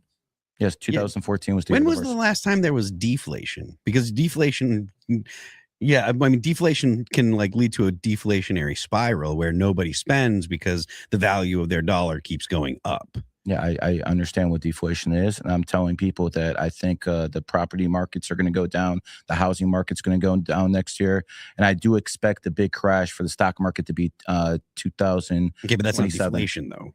Well, if people listen, you have AI out here who's taking everyone's jobs. These people have no more income in the streets. What do you think's going to happen? But There's no more money in the streets. But the term deflation means the value of the dollar goes up, right? Inflation means the value of the dollar goes down. I expected the value of the dollar to go up. Correct. Really? Okay. But why food? Why not food? So hold on. This is interesting. Bitcoin had a 77% drop in 2022. Go to 2000. I call it that one too, but go to 2014. That was the biggest percentage. 85%. That was the biggest percentage. So I'm right. Right, but it fell 85%, and then it climbed even higher, and then in 2022 it dropped 77%. Mhm. So I'm expecting not Bitcoin to go down to 40 to 50,000, 30, 20, even below. If you have your money in cryptocurrency, you're cooked next year. oh man, What is we'll do a side bet. what is the basis More for than happy to. numerology? Numerology, And that's what you're talking about here when you're connecting. yeah, these well, numbers to numerology different and real-life Chinese events. astrology by far. When I talk about numerology and Chinese astrology, you have to understand the way I look at the world. I look at this as a virtual reality. I look at this as a simulation, and I look at numerology and astrology, the cheat codes. I actually look at numerology as God code. I believe that is the system the Prime Creator gave us to be able to see somewhat into the future, Mhm. to be able to make good decisions, know when bad years are coming, know when good years are coming, because the name of the game is really timing.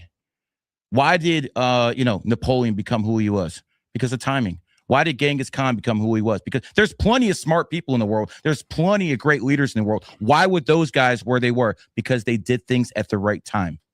Andrew Tate became world famous in 2022. That's the year of the tiger. Andrew Tate's born 1986. The year of the tiger. There you go. Mr. Beast. What animal was 2019? That was the year of the pig. The pig. The pig is the 12th sign. You are a tiger, third sign. 1 and 2 is 3. So natural friends. I'm not saying that's your best friend, but usually pigs do and tigers do well together. So 2022 is supposed to be a big year. I mean, look at Tom Cruise. He's born 1962, year of the tiger. His hit movie Top Gun came 1986, the year of the tiger, and then it came all the way back again in 2022, another tiger year. So Tom Cruise's both his Top Gun movies came out in his own year. I have Energy at work. I don't mean to come off as facetious, but Yes. what makes you believe in numerology? I've You, seen- you found some of these coincidences. I mean, or something that you I call always hard wanted to data? know why some people were good looking. I found out people born on the 5th, 14th, 23rd are the good looking ones, the models. I always wanted to know why Wait, some so people. am I good looking? I mean, I don't judge guys. No. Based on when I was born, You- regardless, right? So well, hold on. Maybe you should ask Milo, like, on Friday. I don't want do to. that He's- stuff. I don't judge guys. Okay. Man, No, but I you're looked saying at- you I know looked people at are handsome. The guys are Well, handsome. let me they're just say not- they're this. not Let me this say this. on- I can prove some things, like, for instance, 28 is the number of wealth. Okay.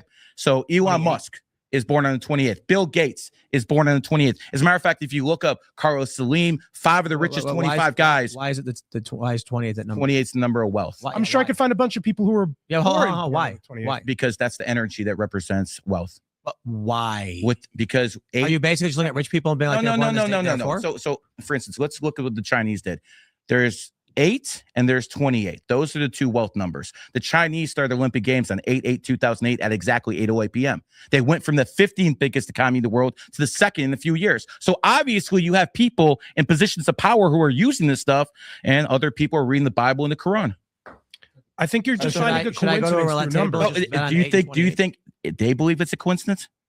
No, Okay, I so don't believe the Chinese. okay, so the Chinese, President Xi, he's born in the year of the snake, 1953. He came to power in 2013, the year of the snake. Vladimir Putin, born in the year of the dragon, and he became president of Russia in 2000, the year of the dragon. So when I'm a people go tiger, based none off of their this applies to energy, me.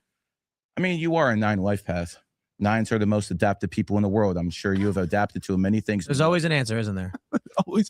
And that's what I do. I mean, obviously you have a comment for everything too. When did this happen? When did you start believing? 9/11. Okay. Why? 9/11. So when I looked at 9/11, 9/11 equals 20. I'll get there in a second. When I looked at 9/11, I woke up and I'm like, damn, a whole bunch of people died. I went out, smoked one for all the victims' families and stuff like that. And I came inside and I saw a second plane hit, and I'm like, wait a second.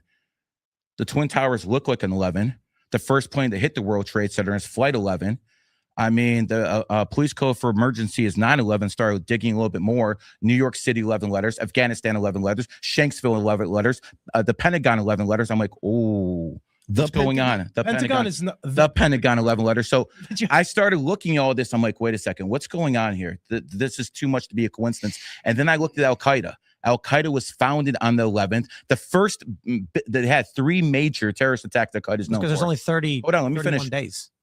They were founded on the 11th. They hit Madrid, Spain on March 11th. They hit Mumbai, India on July 11th. And they hit America on 9/11. The chances of all those attacks happening on the 11th and Al Qaeda being founded on the 11th, we're talking about in the No, it's not. 'Cause millions. They would just be like, we're going to do it on the 11th because we like the number. No, they actually know something about numerology, and that's why they did on certain I mean, things. for sure. But you said the Muslims. You said they don't believe in the number system. The Muslims. Well, the poor ones don't. Okay, according to the Quran, though, they don't. Oh, I mean, listen, they say divination is bad. They say the same thing in the Bible. Divination is bad, right? Well, if divination is so bad, stop paying attention to the Weather Channel.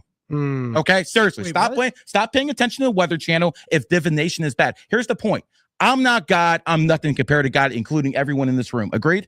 Yes. None of us are gods in here. Correct. So God knows everything when it comes down to what's going to happen when you're born, you're going to die. We'll never get to that level. But we can use the numerology and astrology to help guide us on the right path. What does it have to do with the weather? Like, we could predict the weather based on patterns of what we see in the sky. That's predict divination. days That's out. divination. How does astrology work?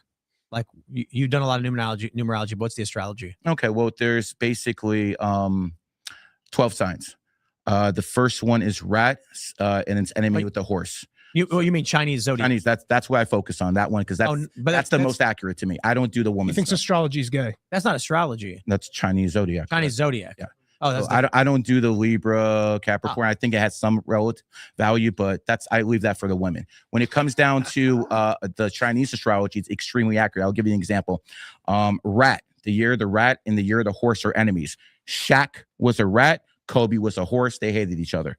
Little things like that go a long way in making people understand how this works. Lehman Brothers was founded in the horse year, collapsed in 2008, the year of the rat. Again, enemy signs at work. Next one, enemy sign, the goat and the ox. So Hitler is the best example I can give people. Hitler was born 1889, the year of the ox. And when did he start losing World War II? 1943. He lost Stalingrad. He lost Kursk. War was over. And guess what? That was his enemy year. Now let's go to Saddam Hussein, another guy who's born in the year of the ox. He's born 1937. The year of the goat is his enemy. What happened? First Gulf War in 1991. Second Gulf War 2003. We took him out. Again, both those were goat years. So if you start looking at this stuff from a pattern recognition standpoint, you'll see certain consistencies there. I think if you look for certain trends, that you can find the ones that you want to find with the examples that you want to find, given the rich history that we have on this planet. Well, the thing about it is when you look at history, it will tell you if it's, I'm not making this stuff up. I'm just looking at pattern recognition. I think if people want to find a pattern, they'll find a pattern. Well, if you're motivated to find a pattern, we're humans and you're going to find that pattern. Well, Like if you start with the conclusion then you'll find your way to that conclusion. Well, that's what you believe, and I would say that you probably haven't looked into numerology and astrology long enough. And if you're around me for about 24 hours, you'll start seeing it yourself. All right, so I will point it out. You named like Tom Cruise, Xi Jinping, people who were born in the year and then rose to power in those years. Correct. Here's Lady Gaga, Drake, Megan Fox, Usain Bolt, Lindsay Lohan are tigers, but they were all came to prominence in non-tiger years. Lady Gaga in a dragon rat year, Drake in an ox and tiger year, Usain Bolt in a rat and ox year. There's no match. Then you have dragons: Rihanna, Adele, Emma Stone, Rupert Grint. Rihanna and Adele exploded into pig, ox, tiger. Dragon year was too early for a dragon year, and in 2012 they were already famous. Of the monkeys, you've got Selena Gomez, Miley Cyrus, Demi Lovato, and Cardi B. All became famous in pig and rooster years. And then among rat years, you have Scarlett Johansson, Katy Perry, Mark Zuckerberg, LeBron James, and their breakthroughs were in sheep to tiger years. When was Facebook founded? 2005. No. When was Facebook founded? Go ahead, look up. I want to make sure I'm right. Can you respond? Yeah, I can. Facebook was founded in 2004. What does that have to do with what I just pointed out? When did its stock have a major crash? When? 2022. And that was its enemy year. You'll see so, this. So let's go through the list this year. Most stocks crashed in 2022. I just listed a bunch of celebrities who didn't rise to prominence in the same year as they were born, and you ignored the question. You ignored. No, I didn't ignore anything. If you want me to go into single detail about everyone's life, pick one. Let's go through the details. Lady Gaga. Okay, she's born March 28th, I believe. I don't know. She was born 1986. What? 1986. Year of the Tiger. Year of the Tiger. Okay. And she became famous in the Dragon year. Okay, so again, the numerology does supersede the astrology, but the astrology does work. She's born. I'll give you an example. I'll give you an example of how this works. 86, March 28th, 86. Okay, I'll give you an example of how this works. America is a monkey nation. America's founded 1776, the year of the monkey. People who are tigers, they usually have a lot of issues with getting banned or, being one of those guys who are on government watch list and things like that. So let's go through 4 of the most banned people in the internet, and you tell me if you agree. Alex Jones, Andrew Tate, Nick Fuentes, give or take. Sneeko. I would say well, he's the smallest name there, but those all are tigers, and they all got banned in the monkey nation. What I'm basically trying to tell you is this stuff works if you look Laura into Loomer it. is extremely banned. I don't know. Was she born in the year of the? She is born 1993, the year of the rooster, and she doesn't play well with others. So it is what it is. I kind of subscribe to the magnetic universe theory. Mhm. A lot of scientists talk about Thunderbolts project, and that we are connected through some sort of force, weather planets, and the position of the planet when the radiation is passing through it that causes a refraction through our planet and our bodies as our babies are coming out of the womb, no longer protected by the radiation protection of the mother's stomach, and they're exposed to this radiation for the first time, that it might have something to do with the numbers that we've derived from the position of things. No, I get it. Listen, I like to talk about people who are up here so people can see this stuff with their own eyes. Who basically started the podcast game? Joe Rogan. Joe Rogan? Adam Curry. But then Joe Rogan is born. John Green. No, Tom Green. Is that what you Tom said? Green. Is it Yeah, Tom Green did. Did we say that Alex Jones had a big part of it? No. It's fair to say Rogan. We'll say Rogan. No, Rogan's Tom not- Green. No, Tom Green really started Tom it. Green Green. inspired Rogan. Joe Okay. Rogan didn't get on Apple Podcasts until Apple Podcast was already made. Tom Green started doing it was Joe Rogan on Tom Green, right? That was the big story. And before him, it was Adam, what's his Adam face, Curry, yeah. who coined the term podcast. Yeah, well, it was an Apple thing because it was the iPod. Right. And it was instead of having a song, you'd have an MP3 of a conversation on your iPod. And then So people could listen to shows by downloading it to their Alex Jones, born on the 11th. Very charismatic guy. Joe A radio Rogan, show. born on the 11th. Again, very charismatic guy. Hulk Hogan, born Well, on we the live 11th. on the planet with millions. Hold on, let me millions of finish. Let me people. finish. What you have to understand is people born on certain dates are going to have certain abilities, and people who are born on the 11th have a hell of a lot of charisma, and that's why Joe Rogan's number one, because he's born on the 11th. Candace Owens, I know you don't like her, but she's born on the 29th. 29 is 11. That's where she gets that mouthpiece from. It is what it is. I'm telling you what it is. So people with certain numbers are going to see that. Aiden Ross, I don't think much of him, but he's born on the 11th, and a lot of people give him a lot of credit for doing the streaming. Are you pagan? No. Okay. This I feels believe, pagan. I believe in the crime creator. What? A prime creator. What you would call God. Very supernatural and pagan. I mean, listen, again, I explained, I believe this is basically a virtual reality. And in this virtual reality, numerology and astrology is cheat codes. I'll give you one more example, and you guys can tear me apart if you want to, but let's go You to— never answered to the celebrities I listed who weren't born in those years. I just said numerology supersedes astrology. So if What does that mean? if the answer isn't within astrology, you have to start looking at their numerology. It sounds like what you're saying is if it doesn't fit your explanation, you'll. I'm sure that's what it sounds like. But when you actually look into the information, you'll see that it's actually relevant. I'll give you one more. Apple was founded by Steve Jobs. Steve Jobs was born 2/24 in 1955. 2/24/1955 adds up to 28. He started Apple on 4/1/1976. 4/1/1976 adds up to 28. He incorporated Apple on January 3rd, 1977. 1/3/1977 adds up to 28. So what we have there is someone who is one of the top guys who was ever in tech field, was using numerology because he went to India, he learned it, and then he incorporated Apple, and it became the richest cash-rich company in the world. And by the way, Steve Cook's another 28, and he took over his job. So what I'm basically trying to tell you is this might sound like nonsense to you, just like the Bible and the Quran sounds like nonsense to me and a lot of people, but you have to understand, I am looking at this from a logical standpoint. When you see something that keeps coming up over and over and over, at some point it has to stop being a coincidence. Right. But if I make like a prediction, were you able to look at that prediction and then say, oh, that's false because of this, and then come up with another way to like change that specific thing? You have to be able to falsify someone using the system incorrectly, correct? Well, here's Not the just thing. say you're not using the right system or not using the right way. I'll tell you how I grew up. Let me just finish this. In 2002, after 9/11, I started looking at all the numerology books. I'm like, this is crap. None of this stuff works. And then I started talking to all the top numerologists in the field. And I realized one thing about them. They were all broke. And I'm thinking, if these guys were so good at what they did, why they broke? Well, here's the thing. I'm a multimillionaire many times over. And at the end of the day, people who are in the Saudi royal family, they come to me when they want to have a wedding. They want to have the right day. I talk to the very, very top of the food chain. And that's why if you actually need security and you're willing to go down to Miami, I promise you'll be taken care of. No, not Miami. You said it when we met, Gary, about an hour and 2 hours ago. You were like right on about what my life has been like. In a lot of ways. But I wondered if you were just looking in my eyes and you could tell things about my feelings by looking at me. Yeah, it's called cold reading. Is that part of numerology? No, but there are mentalists who can do it. There are mentalists who can You do wear it. your personality on your face too, Ian.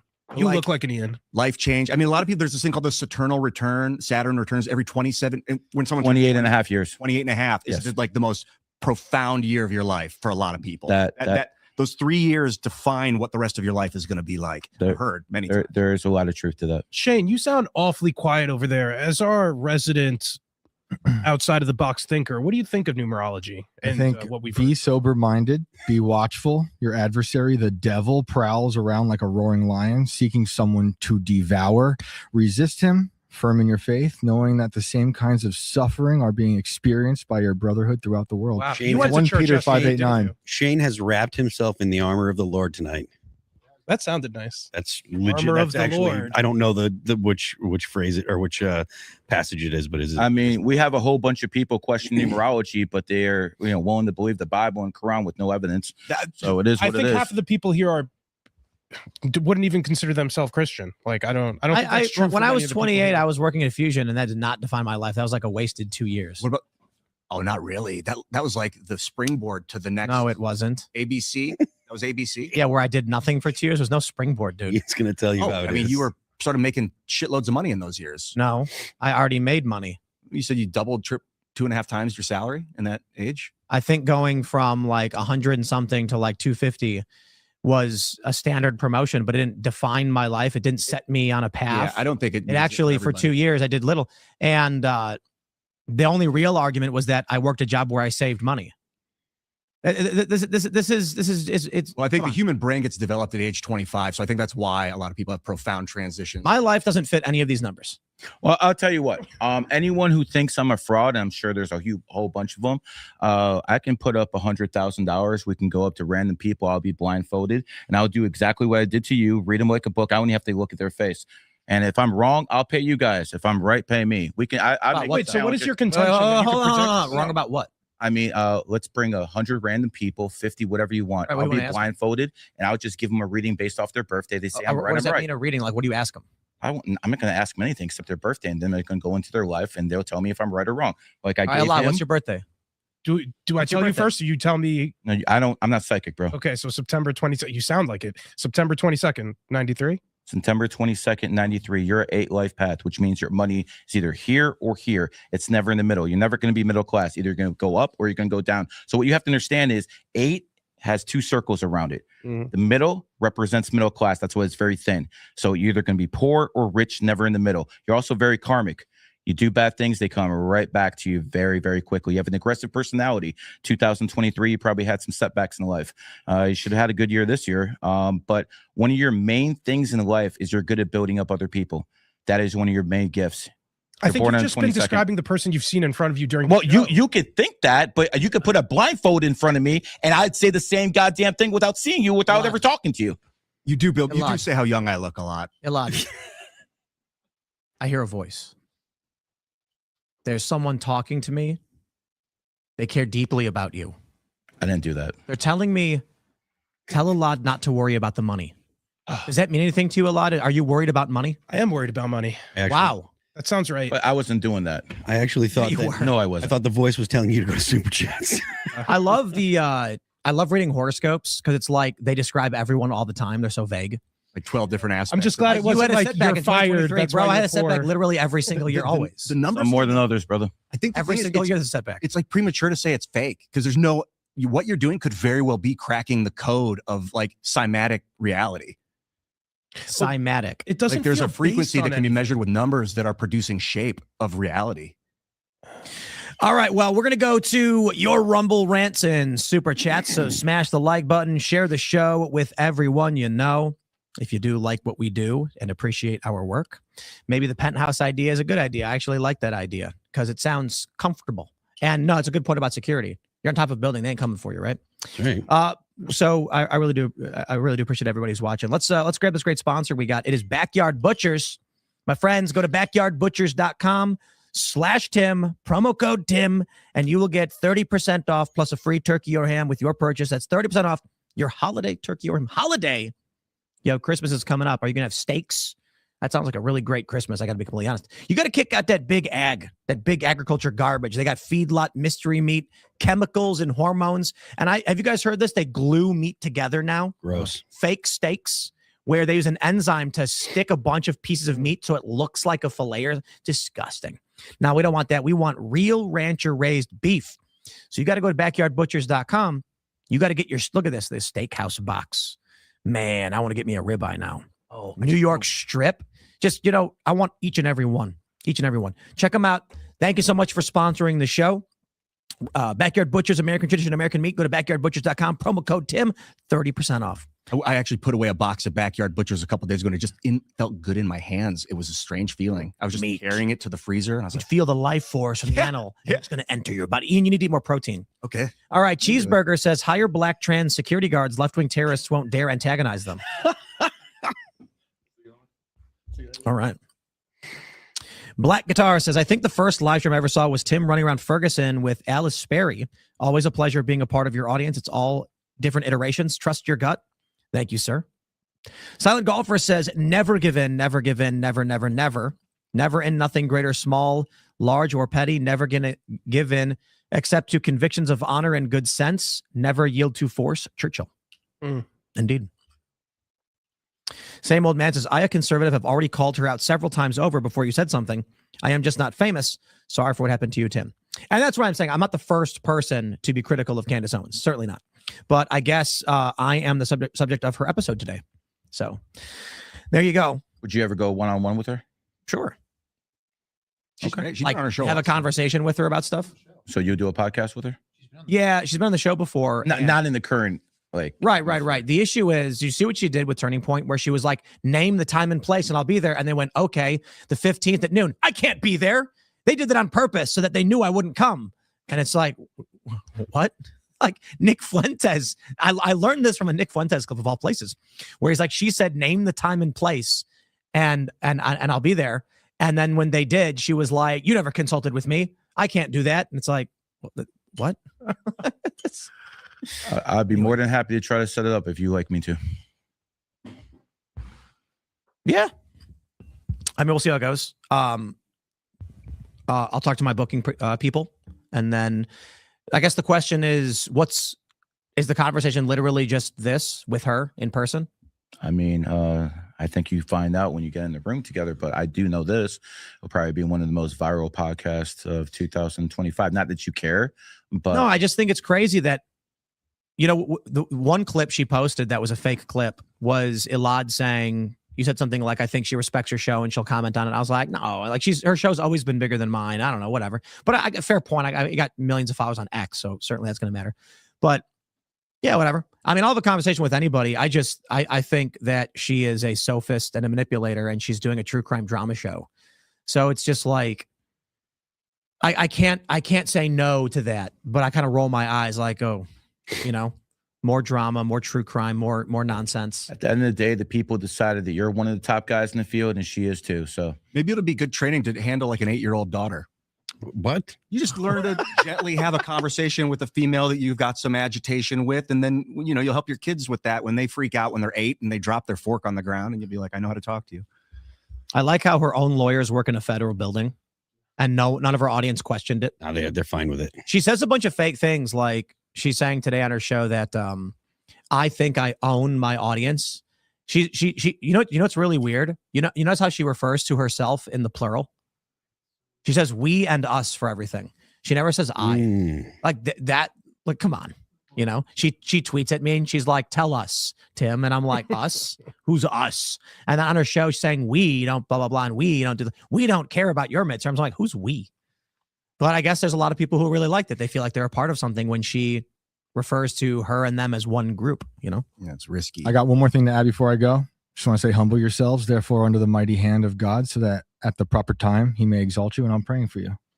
Please don't pray, because when you pray, you become prey. Thank you. I will. Despite that, I will pray for you, sir. Thank you very much. I'll see you all later. I do not accept your prayers, but thank you. That's Shane Cashman heading to Tales from the Inverted World at 10 p.m. Eastern Standard Time, coming up right after this show. I get so much pushback with the numerology and astrology, but it doesn't seem like anyone wants to push back on religion. You don't sound how that works. You don't sound half as ridiculous as he. Well, but like, here's the thing. Like, I'm not a Christian.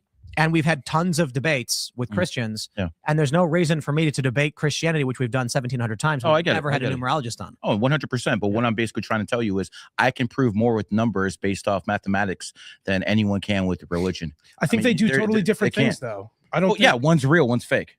I think 100%. It's like a moral basis. For people get their moral basis from religion oftentimes. I don't. And I don't think you can get a moral basis from numerology unless I'm missing something. Well, I mean, listen, numerology supports the family unit. 1 is male energy. 2 is female energy. 3 is kid energy, childlike energy. 1 + 2 + 3 = 6. 6 is the number of family. He's there. It's there. Hold on. Elad, did you ever hear about that? Like, what's that thing where like Jews use numbers that are words? They do Kabbalah. Oh, yeah, that's the cymatics I'm talking about. What's that about, Elad? I'm surprised you don't use Kabbalah instead of the Chinese stuff. Chinese stuff seems a little bit gematria. I mean, it's all the same. Letterology. No, but I mean, I guess the difference for religion is like, for example, there's the 10 Commandments, and you're supposed to do that to abide by God's laws, and they're real life applications for those commandments, as opposed to one is the Father. I get you, but I'm sorry, I don't need the Bible to tell me not to cheat on my wife. I don't need the Quran to tell me I shouldn't steal or murder. Okay, I can figure that out all on my own. You? I would. Wait, why shouldn't you? I would. Because, why not? Because there's something called morality. I would make. Where is your morality based off? My morality is based off being a Jewish man who married a Muslim woman who doesn't give a damn about any of this nonsense, and I know my numbers are real because it's going to change. Let me tell you how the world's going to. Let me tell you how the world's going to end. Okay, your morality in 2000 on your morality is based on Christianity. No, my morality is based off having a wife, and a husband, and kids. If you were raised, you have a wife and a husband. If you were raised if you were raised in Central America, like when the Aztecs were And you're in Saudi charge- Arabia, you'd be a Muslim. Okay, what's the point? the point that let me finish and I'll go ahead and I'll get there. If you were raised there and it was said it's okay and it's actually good to sacrifice people, you would think that No, it's I good wouldn't. to sacrifice people. No, speak You for are a yourself. product of the society that for you've yourself. grown up in. I'm a product of the society where in 2004 Muslims were being demonized, and I married one. I don't give a damn what society thinks. I don't. You can marry whoever you want, and there was plenty of people that were saying that we should not demonize Muslims in 2004. So it's not like you were Not that you were many, like the bro. only guy that was Not saying that it. many. But the idea that human beings create their own morality when their moral structure is entirely similar to Christianity or in some cases Judaism. All right. It's not Well, true. let's- that we gotta read more of these Can I chats. finish one more thing? Yeah. I just want to say this. I'm never going to be a Christian, but I do recognize that America is a Christian nation. And because I'm an American, I will fight for Christian values. Sure. I will give you guys that. Griff Alicia says, keep calling Candace an effing C word. I'm toning it down now. And I will increase my Timcast membership for more of this. Well, you know. James with Politics says, Timcast era almost at end. If IRL stops and the leftists win, what is the point of relocating? It seems that said new location will be figured out. Actually, a really great point. Penthouse. If we relocate to a penthouse, then we don't no one's going to be shooting up our studio, dude, or office building. Well, there's Right. there's different type of buildings. You need one with a lot of security. Yeah. There's something called the Porsche Tower. There's the Muse building and Sunny Tim, House. throughout New York I'm City, there telling are a you, lot that's of where you office go. buildings Like, that are are you nuts? extremely secure. There are a lot of billionaires and multimillionaires in New York City that are under ton of threat. I'm not going to wait around for Zoran Mamdani to show up and take all my stuff from me. No Right. income tax in Florida. Yeah. And But it's people so walk hot. around with AKs too. Yeah, we're talking about the first week back after the holiday is going to be in Florida as we reassess how to handle the security issue because, I'll just give a little bit more details, but I'm talking obviously with the Rumble crew, and we're like, how do we make this work? Because it's not just me who's getting threats or shots fired at our studio. Most conservatives just don't ever talk about this stuff because you're constantly told it'll make things worse, and so there's been a lot going on behind the scenes. There are prominent personalities privately talking about retiring early, quitting, and it's getting crazy. I don't think. Let me put it like this for everybody. You've heard the stories. You've seen Charlie Kirk die. It's or be murdered, I should say. And you've heard the stories about the political violence, things that have happened to people like Andy Ngo. They tried to kill him. Actually, now imagine, where you are in your home, that someone is aiming a weapon at you and your family. Like, how do you feel? What do you think? It's one thing to be watching these shows and being like, man, things are getting crazy. But for the people that are all in the line of fire, privately behind the scenes, they're talking about getting out of the business. Straight up. And you can see it. I'm not going to call anybody out, but just notice, keep an eye out for studios that change, even a little bit. And that's usually indicative of they're in hiding. They move, a lot of these personalities are doing solo shows. We don't do a solo show, so we have people coming and going all the time. So we can't do it the way we're doing it now because it's just gotten so crazy. So the conversation we're having is we need to have, office building. I think a penthouse is better because then you're on top of the building. Whereas the office building itself can be targeted, the top of the building is much harder to target depending on the height of the building. I don't know about $10 million though, but it's worth it. Well, maybe if someone else buys it and we use it, I don't know. I don't got $10 million. Rupert Murdoch When are you needs to going to be give down a in call. Miami? Never. Listen, brother. We're going to Tampa. Come to Sunny House. I want to see a couple billionaires. They'll help you out with this current security situation. I don't want to take any money from You billionaires. don't need to take any No. money from anyone. They're just No. going to tell you about the security situation. Yeah. I mean, Tim- more than happy to do it. I hope this doesn't come across as the wrong way, but do you have any thought process about how these people are trying to terrorize you and are effective in doing it? The question is that the terror isn't even the most relevant thing. The question is, what is the purpose of what we do? What is the outcome and where will we end up? And I'm looking at right-wing grifters shilling for big soda and SNAP benefits, praising India and other foreign countries for money, promoting foreign gambling sites. This is the movement. Then you've got the likes of Candace and her crack pottery. And I'm just sitting here being like, it's one thing when there's a coalition leading a charge saying, we will make this place better for the children to come. It's another thing when it's a bunch of people hiding knives behind their backs, ready to just stab each other. And I'm just like, I'm not sticking my neck out for y'all. Mm-hmm. You know, and I don't want to say that literally every single person on the right or disaffected liberals or moderates or whatever are backstabbing, disloyal mutineers or anything like that. But way too many are exposing themselves as solely being interested in being famous and making money. And it's like, bro, go play video games. Go play slot machines. You'll get way more viewers and have way more fun. Get out of the political space.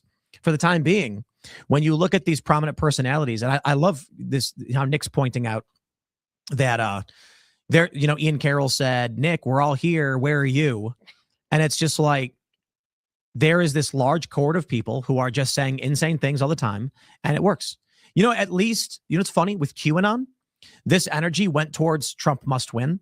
And I think that's why Trump liked QAnon, because he was asked to criticize it and he didn't really want to do it, because you have this network of people believing crazy conspiracies, but it was for getting Trump elected. I'm not a fan of that kind of manipulation regardless, but now it's to help Trump or help Democrats win and to make Trump lose. So QAnon was never good, in my opinion, and it was weird. And I think deceiving people for political power is always wrong. And now we have people on the right more likely to engage in that, and that is wrong. And I don't want to be part of whatever that movement is. I don't want to help these people. So you leave the space, the one guy who actually no, I do. has to keep I do the my real morning sound- show. I just don't do guests anymore. We do the morning show the way I used to do it. We can figure out what IRL can be. It's a big channel, like 2.6 million subs. I mean, you don't just walk away and abandon everyone who's waiting to watch something, but we can't do it in this iteration. So there are some options. Going to a secure facility, office building or penthouse, something like that. That seems like a pretty good idea, actually. So I appreciate that. And we'll have that. We're having that meeting when we go down to Florida, and we're going to be doing the show there for the week to figure out how do we do a show in a way where it alleviates these security issues. The challenging thing is, someone did have a chat where they were like, and what happens when you leave the building? And it's like, right. But some of these buildings have secure loading docks where the vehicle pulls in the back, there's guards, you get in the car, and then the vehicle leaves. So people still might know where your building is, but they can't shoot up to the top of the building, and they can't get into the building where the car pulls in to pick you up. So there are solutions. And the crazy thing is, I don't even feel like I'm the biggest target, which is the crazy thing. Certainly there are many people who are way more, Trump himself, you know what I mean? Yeah, But the Secret fact, Service, you don't.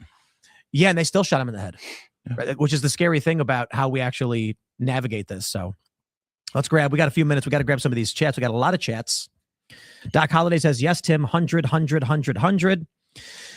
Yeah, you know, Farrell Cody Campbell says, F yeah, Tim, call this ish out. It's time we stand up and rise against this hate. They shall not effing win. Doc Holliday, Tim spitting facts. He corrected himself and gave an extra $2 in order to do it. Thank you. Nice job. All right, let's see. Mikhail Moby says, Tim, reported crimes are public record, such as shots fired. We live in a world with AI and nerds. You really shouldn't announce these events. People can map the timing with public records. They sure can. And when someone figures out where we are and fires shots anyway, the idea is kind of like we're past that line already. So I do understand, and I respect the point you're trying to make. The issue is, it would be weird if we were just like, this is the end of the show. Thank you and have a nice day. We're not going to say anything else. It's another thing to be like, it's about time that people started explaining what was going on. We were swatted 15 times. And the only reason we can say that is because people watched it affect the show. But when other security issues have happened, we've largely just not talked about it. Crowder said that he wished he did, because maybe Charlie would have taken security a lot more seriously had Crowder been saying what was going on, the attempts to murder him, and you know, maybe people would have thought they were taking it more seriously. Let's put it like that. Right now, because the left cries about every single thing that happens to them, the general perception that is delivered to the American people is that the right are a bunch of Nazis that are terrorizing and killing the left, and the left are a bunch of angels, when in fact it's the inverse. And only recently has that changed. So I think it's actually important that we tell people this is happening to us, and it's difficult to proceed. Let's grab, let's see. We got some big, we're running out of time here. I'm Not Your Buddy Guy says, can we coexist with these people?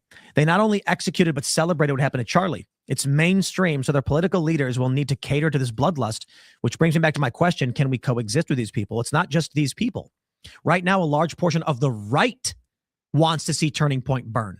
So you've got the left celebrating, but elements of the right and the left in agreement that Turning Point is the true perpetrator, which is the weird coalition between the Turning Point, the Candace Owens and the Young Turks audience, which I find very interesting.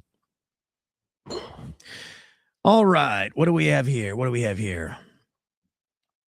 Let's see. We've got about time for one more, and there's a big one that I wanted to find. A lot of good ones. You can tell when it's a super chat from an iPhone because it's $49.99, and you can tell it's Android when it's straight numbers. They do that on purpose so that they can track that stuff. That's how Google does it. There was a big one. I can't find it, but we have a member here. You'll find it. Sterling Wilson says Serge's face as Ian is eating up numerology is priceless. I'd be interested in reading a reading of my birthday, but not going to super chat that info. Ha ha ha. My friends, Couldn't afford me. it's time for the uncensored portion of the show, which seems, I guess, I don't know, redundant. But head over to rumble.com/TimCastIRL, where we will continue the conversation. You can follow me on X and Instagram at TimCast. And, well, it's been a wild ride. We're going to have conversations about how we move forward, what we have to do, and how we have to do it, what this means for the show going forward. Like I mentioned, we'll be in Florida. So we're here this week. Then next week, we're in Vegas. It's going to be a lot of fun. We're going to have to take things very, very seriously this week because it's been crazy. But anyway, Garry, did you want to shout anything out? Yeah. I think the biggest problem in the world is feminism. And the 19th Amendment caused more damage than COVID-19. Until women's rights are taken away from them being able to vote, nothing's ever going to change. Good evening, everybody. Thank you guys for tuning in. This was a fascinating episode. I'm Alad Eliyahu, White House correspondent here at TimCast. And Garry, you got a huge YouTube channel. The numbers guy, what is it, GG333? GG33 Academy. GG33 Academy. I mean, I can't even use my real name, Garry the Numbers Guy, because I'll get suspended for a lot of stuff that happened in the COVID era. Well, go check out override the algorithm. Check out Garry's channel because there's a lot more where this came from. And from my perspective, yes, the culture war is alive, and there is aspects of the world trying to take over the U.S. government and use the power. But we can also build technologies like plumbing that help everybody. Things like plumbing. We can do this with our roads. We can fix our roads. This will reduce tensions. Roads? Roads. What is that? Put Very graphene in the asphalt. very and it increases unlibertarian. the consistency and durability of the roads by up to 50%. So roads can last twice as long. It reduces strain on the economy. Little things that we can do to reduce the pressure of the world and society will help alleviate whatever this cultural clash is. That will also work. So focus on things you love that can help lots of people. I don't know if that's stopping crackhead Candace, but I sure hope so.